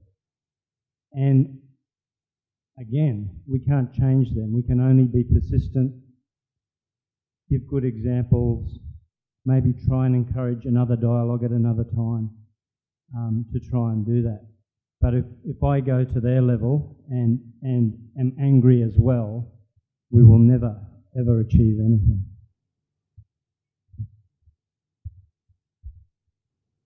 I think in that Mr. Hanif has shown us a good example because we do encounter certain groups whom, like on the first invitation, did not accept and come to do the dialogue.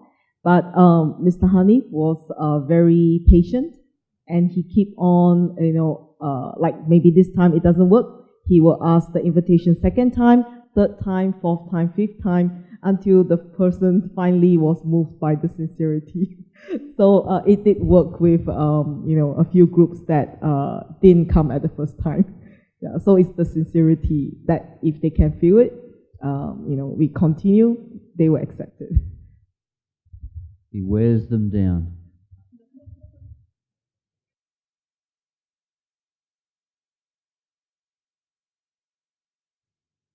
A little bit of just a sharing. I think sometimes when you need to dialogue with a person, the most important thing is you don't talk to a person, you talk with a person.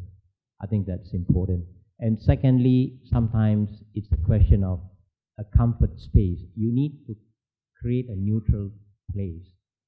So most of them knows because my neutral place is just for a candid purpose. I always meet people in the coffee club because it's a neutral place. So there is no element of I'm trying to sort of change you, or I'm not trying to position myself or put you into my position. So I think it's basically about, as quite rightly Venerable Wu Chin says, and we are very fortunate. For me, I'm very fortunate because with Pure Land, we have a strong leadership in the like of Venerable Master Ching Kung, who is so humble, who is humble, who listens to you. And I think that sort of really, I would use the word stimulate. At the same time, it inspires many of us to be like that. Though, like Scott says, sometimes there is some element of anger because we cannot equate ourselves to him, where he has a lot of patience, but we are all still learning. So that's basically a little bit about our humble experience.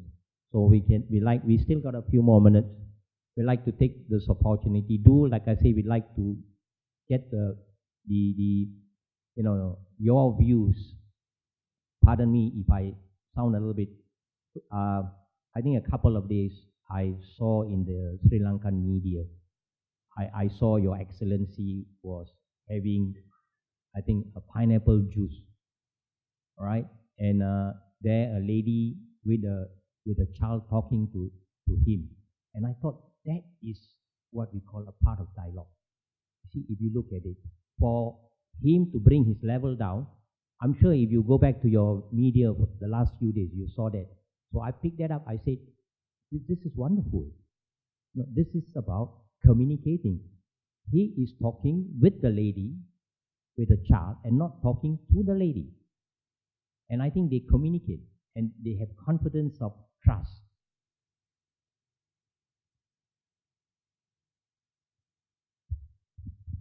The wisdom about how to do this has been around for thousands of years.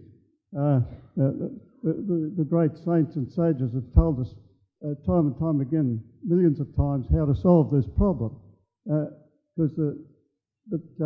It seems to me where the stumbling block where it mainly falls down is that people don't think about, I've got to alter me. This is the stumbling block. People are very good at saying, oh, so-and-so should do so-and-so, or you should change your ways and do so-and-so, but people just don't seem to look inside themselves and say, this applies to me. I have to look at me to solve this problem. It's my problem, I am the problem, and I've got to look at me. To Ali Martel, how do we make that thought cool and funky on the media?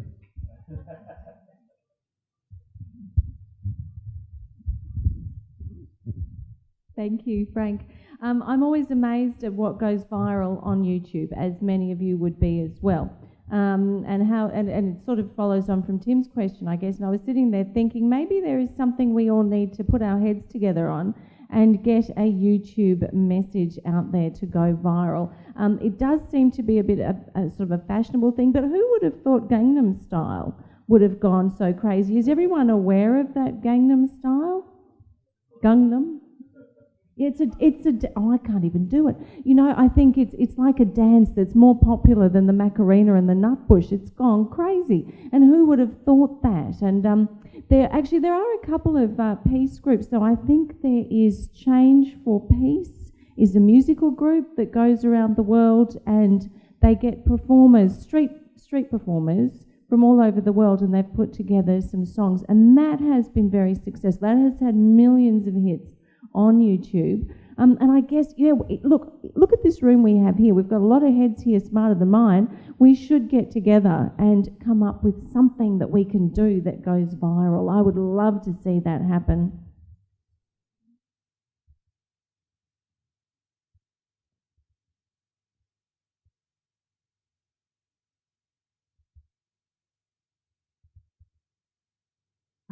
Regarding conflicts, now there are different religious leaders here. In my own country, we have different religions, and there are sanghas. They come from ascendants of Lord Buddha, and there are Christian priests and Muslim religious leaders. They all speak of one thing: loving kindness, peace, and brotherhood. So I think in my country, when there are conflicts, they go to the temple and they all sit together and pray, and the time solves the problem. And in the church, every Sunday, they go to the church and they do their confessions. And the Muslims, they get together in one plate, they all sit and eat. So this time solves the problem in most of the conflicts. And in my country, I think our leader had done a great deal by bringing all the religious leaders to the stage, and we were blamed as Buddhists. I am a Buddhist, saying that Buddhists are killers.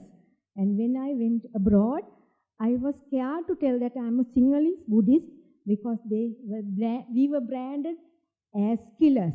But there was no religion and no ethnic group involved in this 30 years of conflict. It's only a group of terrorists who has no sense of religion or their nationality. And now, thanks to the President, and we are in peace, and I have to give this message and ask one question from these leaders: a conflict, and there is a police officer, and my brother is also a police officer, and how you deal with conflicts with people who don't believe in any religions. That's my question. I just need to clarify. I don't represent the police organisation here today. I represent a youth organisation. I'm sorry. That's fine, and I won't speak on behalf of my police service. But can you just ask me the question again? Because I wanted to respond to it in a... Just ask me the last little bit of your question again. There are people who don't believe in any faith, any religion. So when there is a conflict in such a person, how, in your personal experience, how you will advise us to bring them peace? That's my question. Okay. Thank you. Thank you. In your own field, with your own experience. Yes. So I work with young people through the police youth organisation. I work with young people, and a lot of those people, if I started talking to them about religion, they would not understand, or they may not listen. So I work with a lot of people sometimes that don't have faith at that point in their life. But it doesn't mean they're any different to people that do have faith. They just haven't discovered their faith. But they are still open to discussion when I talk with them and I build a relationship with them. So, and I think it's been said many times, inherently we are born with a kind heart. And I think deep down everyone wants that, to be loved, to be felt wanted. And once you start showing that to people, whether they have faith or not, it's a really good thing. It can change lives. So, does that help answer your question in one way that we might deal with it? Thank you. You made a comment about some of the ignorance, I guess, about the conflicts here in Sri Lanka. And I've got a sense of that as well. I seem to have been misinformed, perhaps through the national or international media. I think there really is, it's a good time for the world to know all the good things about Sri Lanka. And maybe that's a suggestion I can make through some contacts even to the national media. I would love to see some features now written. I haven't seen any recently. I don't know whether you guys have or anyone has in the Australian newspaper or on TV about Sri Lanka. I think it's a good time to start putting the story straight and telling everyone how great it is.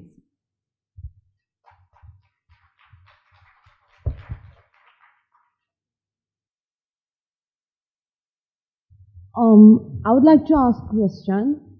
Lots of people, I mean, all of you spoke about media, using multimedia to promote, like faith, peace among religions, like various cultural and ethnic groups.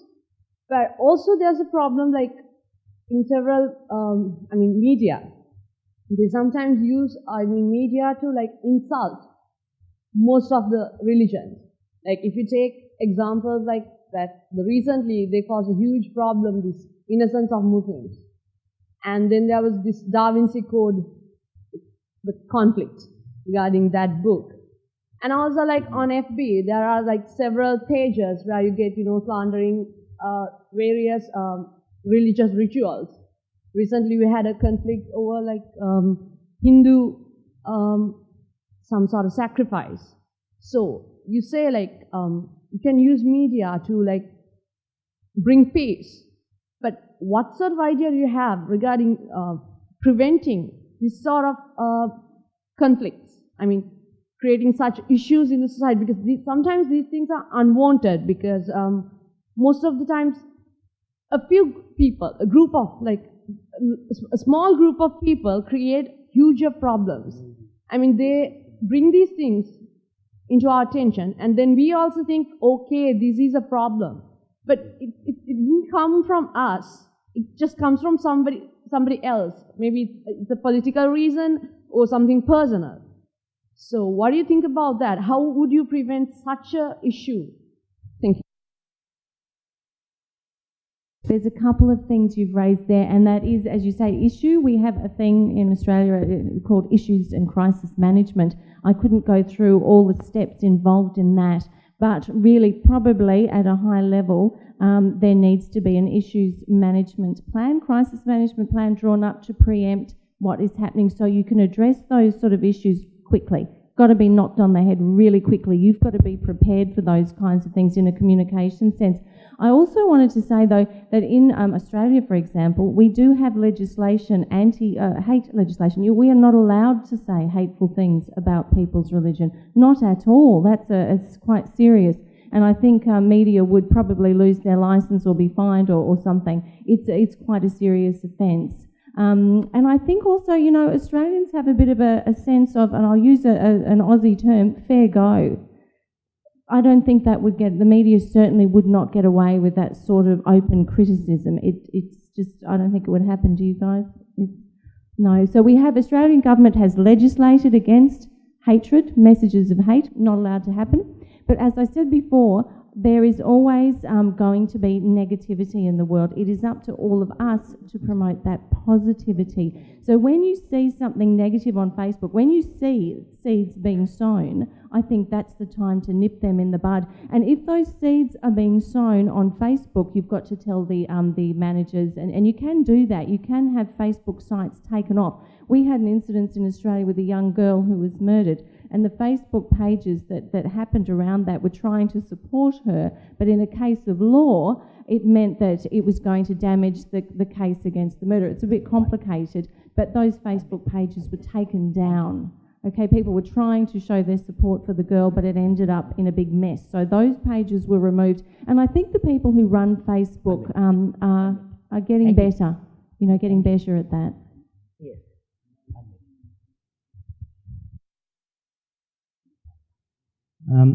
Just as an example, we had an incident in Australia recently where through, I think it was through the internet, whether it's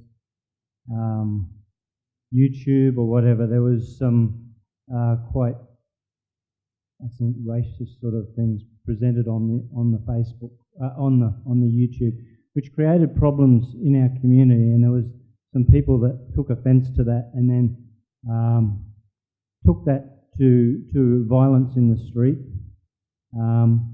Now, when that happened, it attracted a lot of media attention as well, that these people had become violent in our community. When that happened, I know that there had already been interaction between the many faiths, and those leaders of those faiths quickly went to the media with other community members and spoke about it in a positive way, that the people that were on YouTube were not representative of those, of their religion and those sorts of things. So those leaders were trying to make corrections and show the rest of the community that this is not the views of everyone, which made a big difference. They were able to come forward. There was already that established networks and trust. So the leaders came together and were able to put their message across, which helped in that instance. Had we not had those connections with those leaders, or they didn't have the opportunity to come forward, or they didn't access the media early, we may have had further problems. But it was through dialogue, I think, that it helped.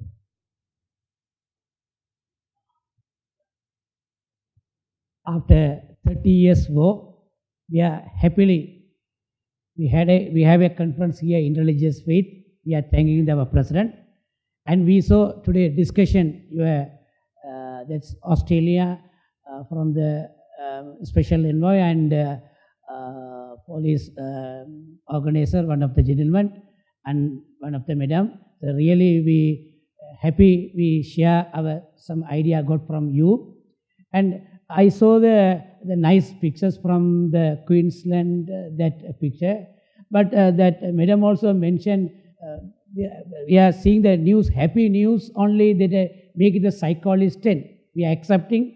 When we are really before 30 years, we saw the paper killing and kidnapping like that. Now everything is over. We are happily seeing in our newspaper, now Sri Lanka going up high level, and Sri Lankan, our president also has idea to make a Sri Lanka first in Asia level. That is our excellency aim, and that is the reason also our president believing our religious tradition. He excellency appointed Buddhist coordinator Galagamatero, and Christian coordinator Father Hetiarachi, and Islam coordinator Dr. Hassan Maulana, and Hindu. Myself, I am the Babu Sharma Hindu Religious Coordinator. Really thanking you. This is the first time. In future also, we are happy to see like this dialogue to make peaceful and harmony life in Sri Lanka. Again, I am thanking on behalf of our multi-religious leaders. Thank you very much.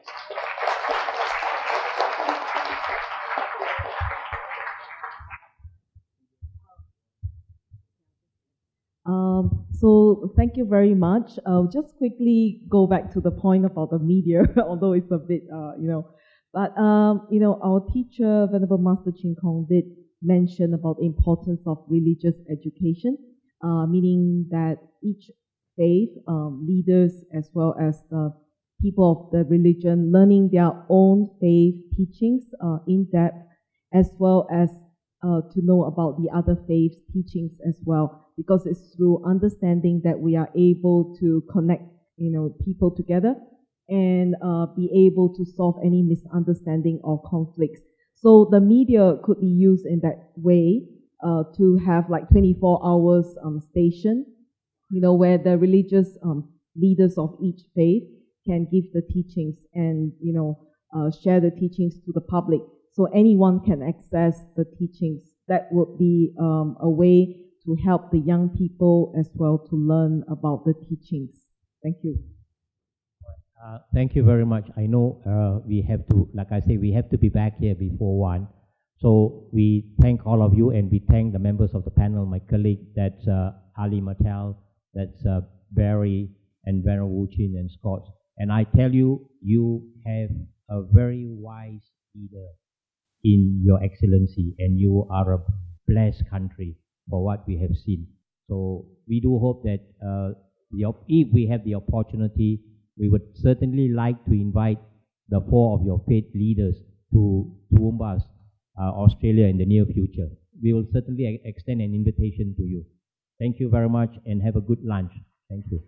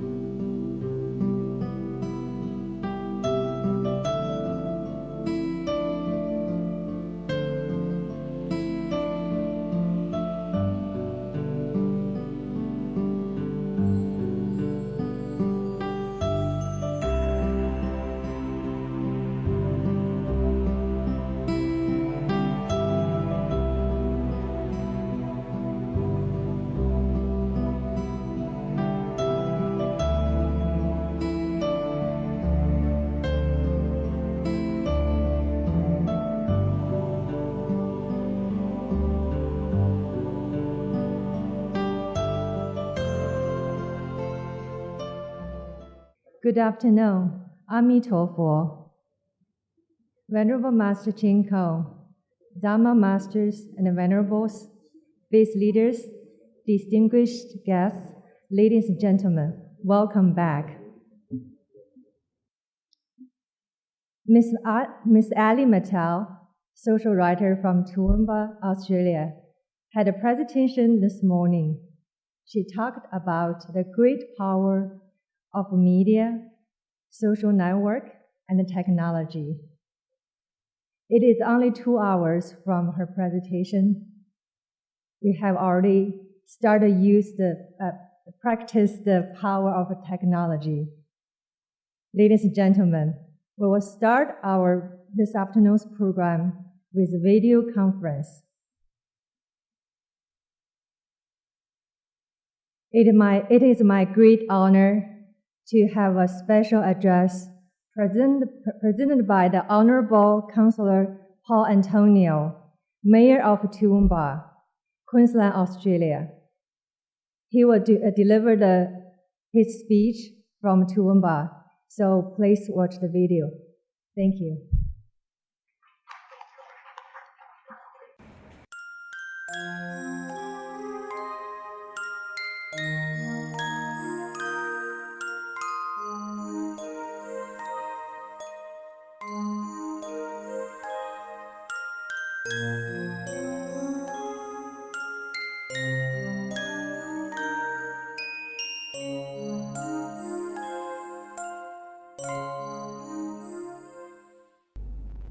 Queensland, Australia.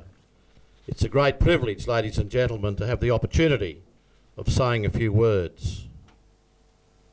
Can I acknowledge the Venerable Master Chin Kung, President and Founder of Pure Land Learning College Association Incorporated, the Venerable Chandina Nayaka Thero, International Advisor to the President of Sri Lanka on Religious and Cultural Affairs, Catalin Bogye, President of the General Council of UNESCO, UNESCO ambassadors and forum delegates. The Toowoomba region is uniquely located in the southeast corner of Queensland and offers over 160,000 residents the best of both city and country lifestyles. There are many things to love about living in this region. Some people love the picturesque parks and the easy climate of one of Australia's most beautiful cities. Others are lured by the wide open spaces and the beautiful Australian landscape. Importantly, we are a diverse region. In fact, our cultural diversity of this region is one of our greatest assets. We are fortunate to have wonderful education facilities, and those who come to Toowoomba to study, particularly at our university, add significantly to our cultural tapestry. As Mayor of this region, it brings me much pleasure to support the vision of Toowoomba's multi-faith, multicultural centre to see Toowoomba become a model city of peace and harmony. It's great to see so many of you come together with a unified vision to create a better understanding of the diversity in each of our communities. While sadly I'm not able to be with you today for the forum, you will hear from some of our very insightful delegates who are leaders within our community. You are in good hands. As community leaders, we must lead the charge in preserving and treasuring the distinct features of our nation's diverse faiths and cultures, and indeed celebrate their presence in our local community. It is through such education, cooperation, and celebration that we create the foundation for religious harmony. By allowing all faiths and religions to come together and to coexist peacefully, we begin to build the road to truly sustainable peace and harmony within our communities.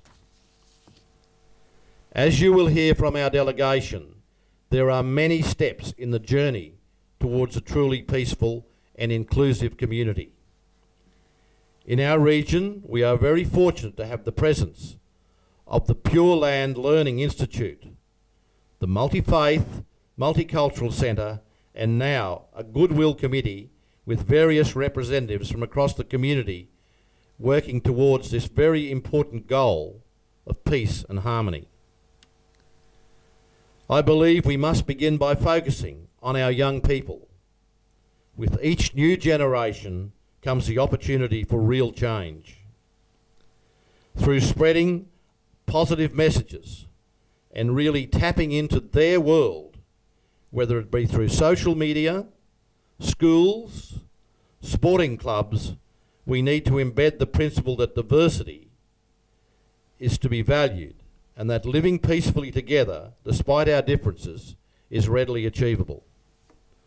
All levels of government, the media, our faith traditions, educators, and community groups, we all have a role to play to ensure that during these times of unprecedented change, we set clear examples about the importance of good morals and ethics. I trust you will enjoy hearing from our presenters, and you will enjoy the coming days. I very much look forward to hearing about the outcomes of your forum from the delegates when they return. I thank you very much for allowing me to be part of your forum. Thank you.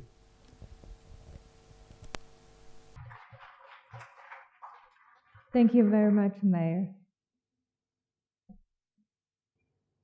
Our next speaker is Reverend Dr. Jonathan Impin, Rector of the Anglican Parish of St. Luke, Toowoomba, Australia, and a member of the Goodwill Committee. Unfortunately, Reverend Jonathan Impin is not able to join us today, but we already recorded a video. But after we play the video, actually, Reverend Jonathan Impin will broadcast on live and have the Q&A session with the audience here. Please watch the video first. Thank you.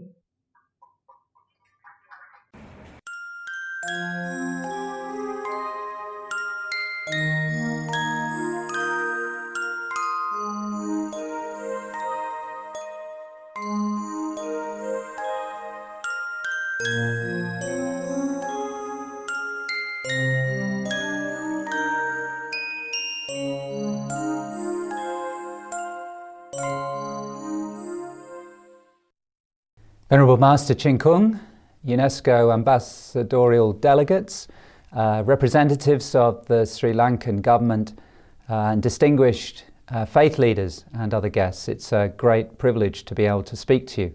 My name's the Reverend Dr. Jonathan Impin. I'm a member of the Goodwill Committee here in Toowoomba.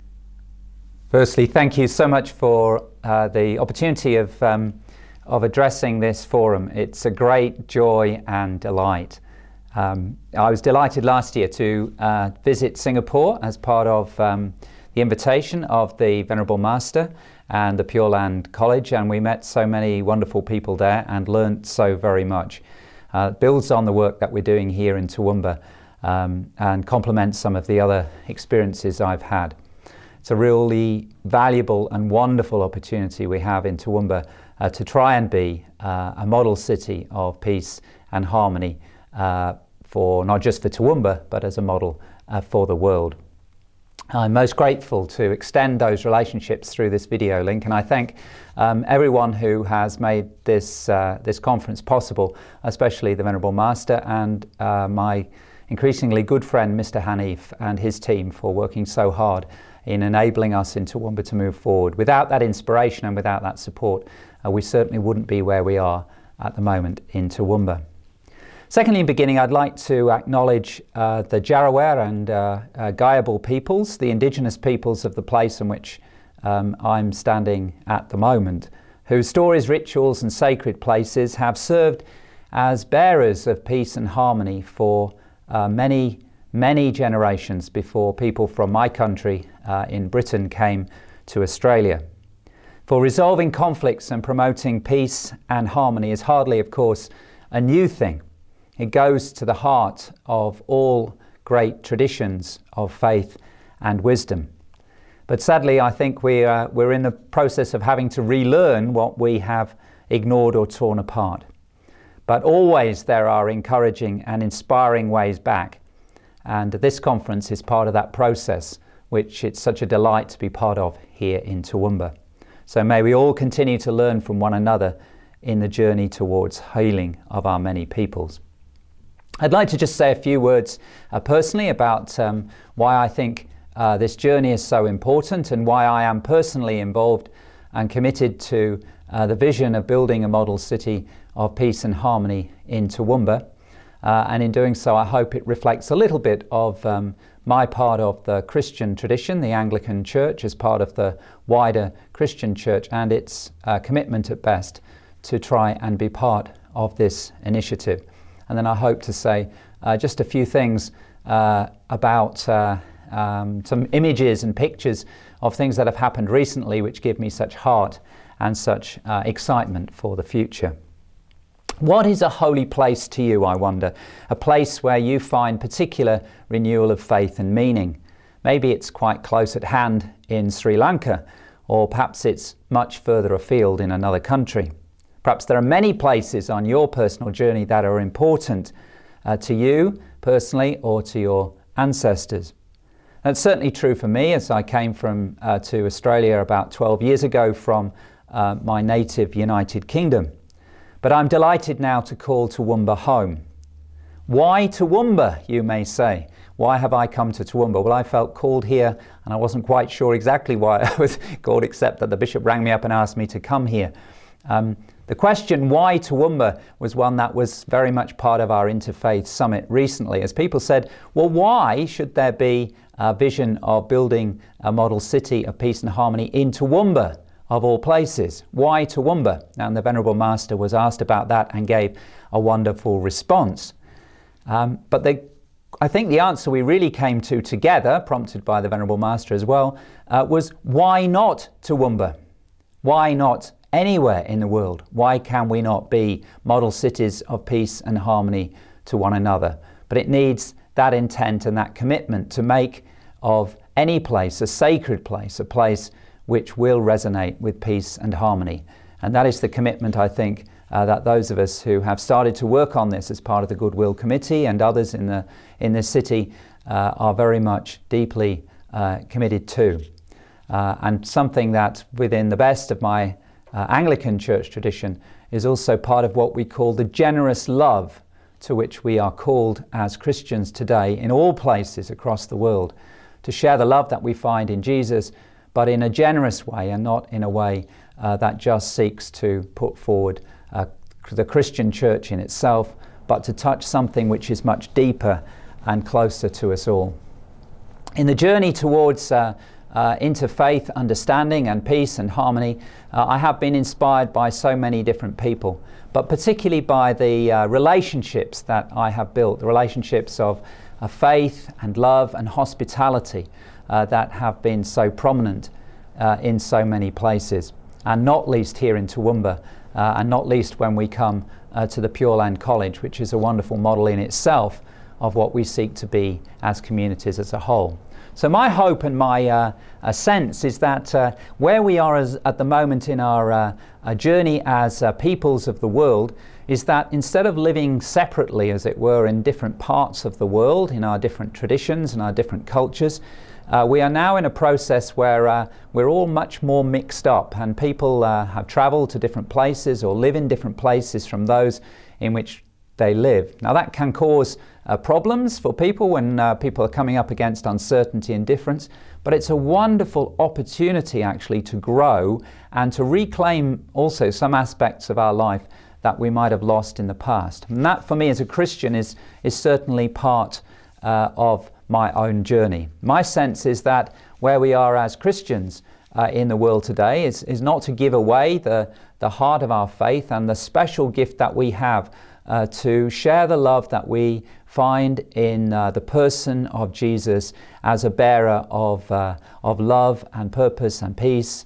and joy for the world. We must continue to do that, but in doing that, we have received other gifts to help us on the journey, especially the gifts of relationships with people from other traditions, who also remind us of aspects of our own journey that we may have lost. And I suspect that's the same for other traditions as well, that each and every tradition emphasizes something which draws us back to how love is so much more than we maybe have initially grasped in our first steps in our own journey of faith.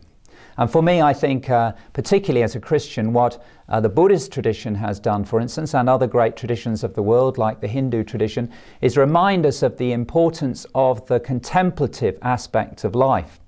Christianity has been quite good at speaking a great deal about the peace and love and joy that we find in Jesus, and in doing many, many, many great things of care and love in the world. But perhaps over the last few hundred years, we have lost a little bit of a sense of the need to be grounded in peace and silence within ourselves. And so the Buddhist and Hindu and other traditions have helped us to rediscover those contemplative ways within ourselves.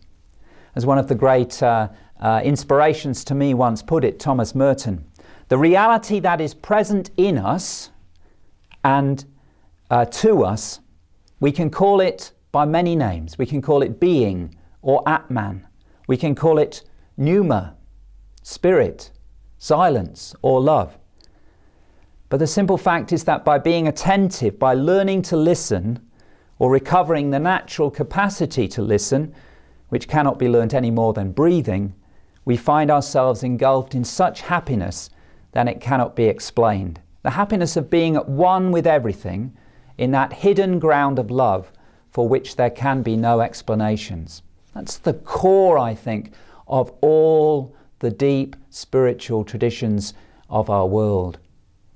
That's the core of it, not just the externalities of it, how we explain that or how we put that into action. We need to find that sense of consciousness and peace and attention in ourselves. And that's a gift, I think, for each tradition to share with one another. As Thomas Merton put it, I think we've now reached, and this is my sense, we've reached a stage in our world journey of long overdue religious maturity, at which it may be possible for someone to remain perfectly faithful to being a Christian or a Western person, and yet to learn in depth from, say, a Buddhist or a Hindu about disciplines of life and of spiritual wisdom and experience. I believe, said Thomas Merton, that some of us need to do this in order to improve the quality of our own religious life, because it is a gift. We are a gift to one another. So for me, the journey that we are making here in Toowoomba is not about letting go of things necessarily, except those things that have got us into trouble in the past and those ways in which we badly express our faith and our traditions, some unloving ways that all our traditions have enacted towards one another, and we see that across the world where there's war and hatred between religions. To let go of those things. It's also an invitation for us to rediscover the riches that we have to share with one another, the gifts that we have for one another. That's a really wonderful challenge. Over the past 100 years or so, there have been one or two great examples of people who've made that journey.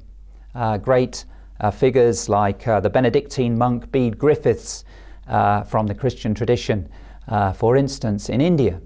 But it's been a few isolated figures to begin with. Now I think each and every person is in a position increasingly to be able to make that journey themselves. And that's certainly what we're doing, I think, here in Toowoomba.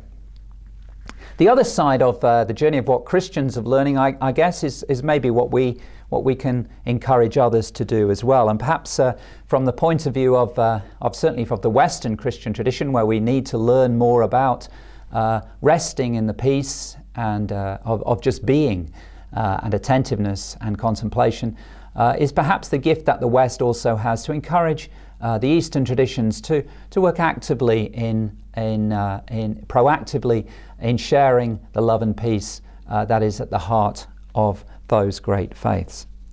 So we need, in other words, an interreligious response to the problems of our world, not just to do those things separately, but deeply connected together. The world, as the great Indian philosopher Radhakrishnan once put it, the world has found itself as one body. We are one body. We know that now. The internet and all the other means of modern communication bind us so closely together. But physical unity and technological unity and economic interdependence are not by themselves enough to create a universal human community. The causes of the present tensions and disorders we have in our lives is this lack of adjustment between this process of life that's happening on the physical and economic and technological level and the mismatch sometimes with what's happening on the spiritual or psychic level, which is also fundamental. Those two things need to go hand in hand. And I guess that's the process that we're part of. Now that all sounds big and great and wonderful, and those who work in the realms of international life, UNESCO and UN and so on, know that very well and can do some wonderful things. But it won't happen unless it begins right in the place where we call home. And that place for me is Toowoomba, as it is for many other people. And one by one, as it were, we are hoping to open our hearts to make that kind of response and join in that kind of a process. The World Council of Churches, which is one of the great ways in which Christians gather together and connect to one another, has a special, it produced a poster a few years ago which said that oikumene, which is the Greek word which means unity, oikumene or unity, is the whole inhabited earth. The whole inhabited earth. That's what that Greek word means, which is so important to Christians. It is not just, said the poster, the Christian part of it. It's all of us. It's coming back to our common humanity. Can we speak up for one another and for others, and not just for our own groups? The great thing about Toowoomba is that it's a wonderful place, as the Venerable Master observed, I think, when he first established the Pure Land College. It's a great place where there are many different groups who live pretty happily alongside one another. That's not quite the same as harmony, living alongside one another, because you're not necessarily connected to one another, but in a reasonable state of happiness in themselves. But how can we share that happiness together and connect with those who are unhappy and disconnected, even in Toowoomba, where we also have our own problems? Can we speak together and be a we and not just a collection of different theys and its and others to one another? The great Jewish philosopher Abraham Joshua Heschel put it this way: the religions of the world are no more self-sufficient, he said, no more independent, no more isolated than individuals or nations. Sometimes I think religious leaders can sometimes give the impression, or religious followers, that we are somehow in a separate world, but we're all influenced by one another, and we don't grow unless we recognize that interdependence. No religion, said Heschel, is an island. No religion is an island. We're all involved with one another. Spiritual betrayal, therefore, on the part of one of us affects the faith of all of us. Let me finish in terms of the things that have kind of teased me into action by saying just a little bit about another great Christian leader who I think is a great prophet for our age, Martin Luther King. Martin Luther King had a wonderful picture again of this picture of what it means to be part of one household, the oikumene or unity, which is what Christians seek. Some years ago he said a famous novelist died. This is he wrote in his own papers. Some years ago a famous novelist died, and among his papers was found a list of suggested ideas for new stories, the most prominent of which he'd written under several times. So this obviously was what was really important to him. And his story went like this: a widely separated family inherits a house in which they have to live together. That, he said, is the great new problem for humankind. We've inherited a huge, large house, a great world house, as it were, in which we have to live together.